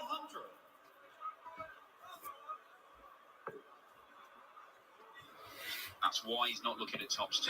He did entertain it for a second. He thought about it. Good dart. 84 leaves double 8 then for Chris Dobey. Mensur Suljovic not on the finish. Had he not done so, there's always a slight risk of 16s, but he got one of the trebles, so it's still 3 darts for the leg he gets. All worked out all right. Or has it? Yes, it has. There we go. 3-all. Suljovic leads, and then Dobey pegs him back again. That's the 3rd time that has happened. Both players averaging 103 at the moment. Some good darts. Good darts fun. And that was supremely high quality. Both men averaging in excess of a ton. Fabulous contest. And as it happens, I know this is only the 2nd edition of the Swiss Darts Trophy, but that particular game was the first game this tournament has ever seen where both players averaged over 100. We're on for the same here. 123. Because Dobey has found his groove. Mensur has been good from the get-go. And this looks like it's going to be a real arm wrestle. Can Chris Dobey find a way to break the Suljovic throw? He's going to need to. Could be in this leg. 45. Opportunity.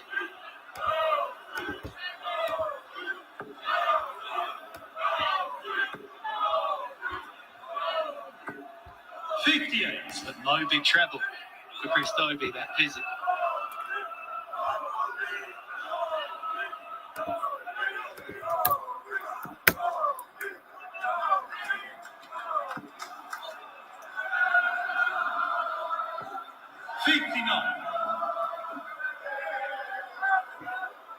Well, no big treble for Mensur either.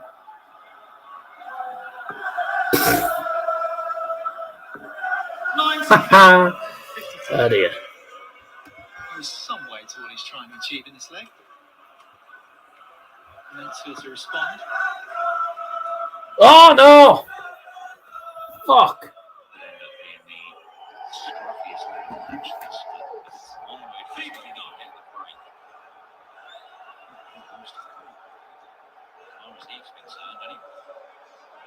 It's a second up for the visitors.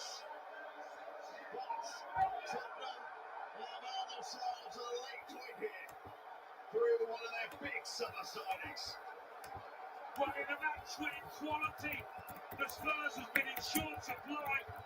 They produce a piece of it right at the end through a player performing really well for his new team. Scored a goal in the week, another one here. And that's a beautiful take. Goal that. Just when they needed it, Spurs. Paulinho comes good to break Wolves' hearts. Wolves looked as though Oh, much needed win. they've been pushing, they've been knocking on the door. And they might have just got away with it.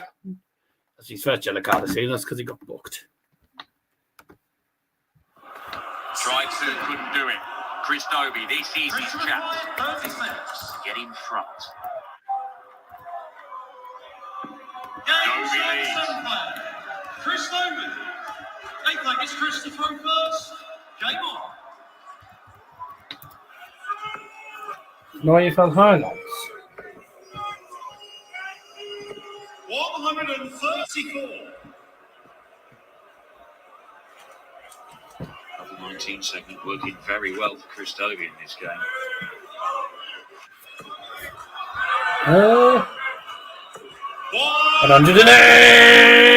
180. For Mensur Suljovic there. Maybe as well for Dobey. Probably as well for Dobey. 140. Come on, Mensur, let's have a 9-dart leg, please. Sue. No, not in. Not in. Is it on later tonight?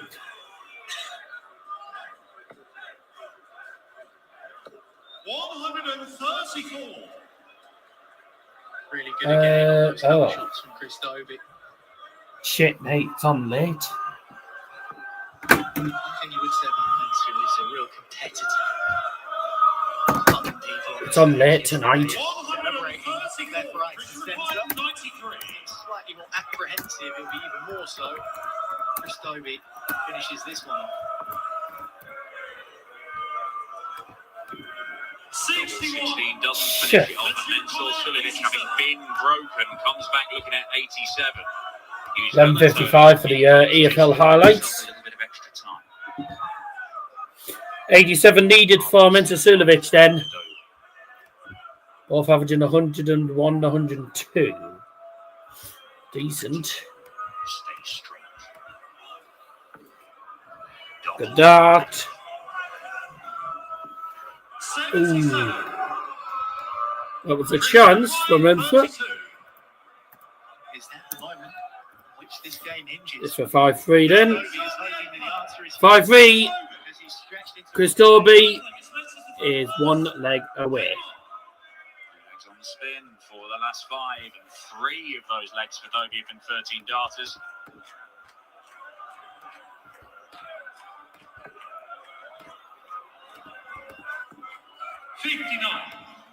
sarcastic nod from Suljovic is Mensur just beginning to run out of puff.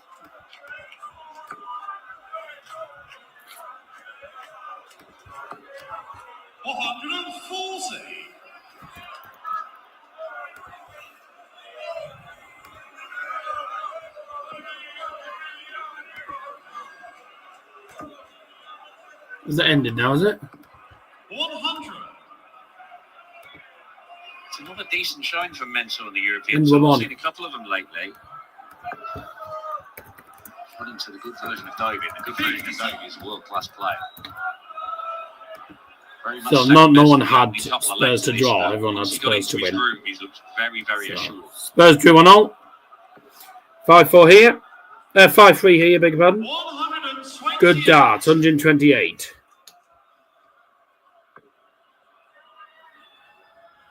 This could be the last leg of the game, you know, and the last leg of tonight, but we'll see what happens.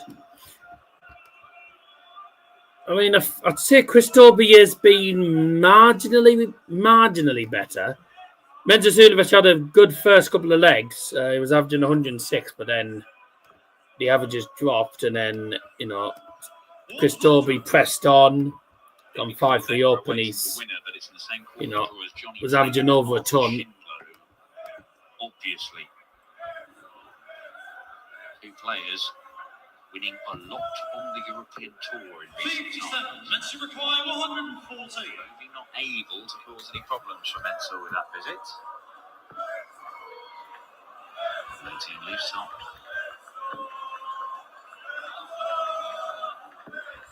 $54.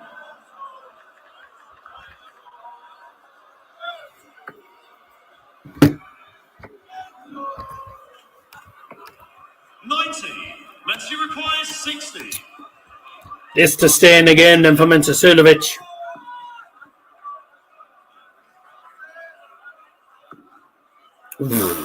Double 10. Double 10. He gets his double 10. Holds his 4, 5-4. This is an important leg. If Chris Dobey loses this leg, Mensur Suljovic has the dart in the final leg. Chris Dobey wins this leg, he wins the match. So it is all down to this leg, pretty much. It's all on this leg. And I can take this off because we are now at the end of the night.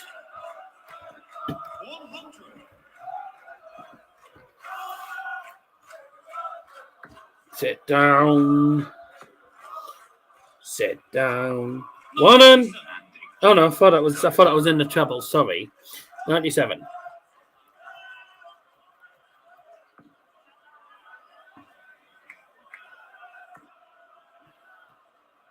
Probably going to need 140 minimum. 140. Good. 270 for Chris, 261 for Mensur. He needed a 140 there. 140 for Chris as well. He's left a small fish to 130. Small fish. Mensur on 261 then. Needs at least 91. Desperate for a treble. Desperate for a treble. 60. Puts him on 201. 130 to win the match then in that case. There's the first treble. That's what he needed. What? 98. No, it will probably be 2. I see what he was trying to do. He was trying to go for 60, 54, double 8. Just stay in the 20s. 140 puts pressure on this. 32 then for the match then for Chris Dobey. Game shot. And the match. Chris Dobey.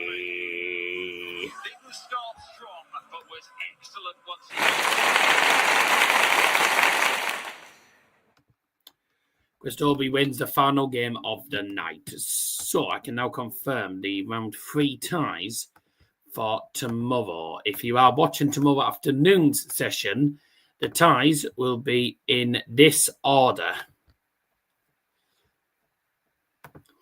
So the ties will be in this order for the round of 16, starting from 11 o'clock in the morning if you're watching it.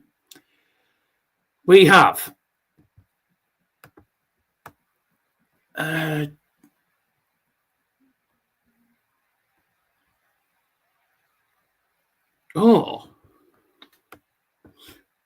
it's starting early tomorrow. Champion Richie Edhouse. There is so... This is the order for tomorrow then. It is Luke Humphries versus Ryan Searle, Jermaine Wattimena versus Luke Woodhouse, Jonny Clayton versus Martin Schindler, Chris Dobey versus Cordecker, Stephen Bunting versus Christopher Tysky, Raymond Barneveld versus Richie Edhouse, Ryan Joyce versus Jan van Veen, of course against Danny Noppert.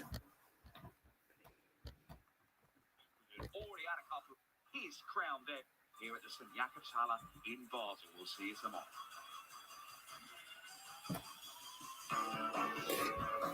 Okay, so that's the darts done for tonight. We know the fixtures for tomorrow. Tomorrow night we'll be live from the earlier time of 5 p.m. That is when the darts will be starting. They do sometimes do it where they start an hour early on a Sunday. They do sometimes start an hour early on a Sunday. So the afternoon session, if you're watching on the afternoon, it starts at 11 a.m. The evening session, which will be live for, will be from 5 o'clock, which means that we should have the final over and done with by 9 o'clock, which gives us plenty of time to go on FIFA. Right, that's going to be it for me tonight. Thank you very much indeed for joining, and we'll see you tomorrow night for finals night. Bye-bye.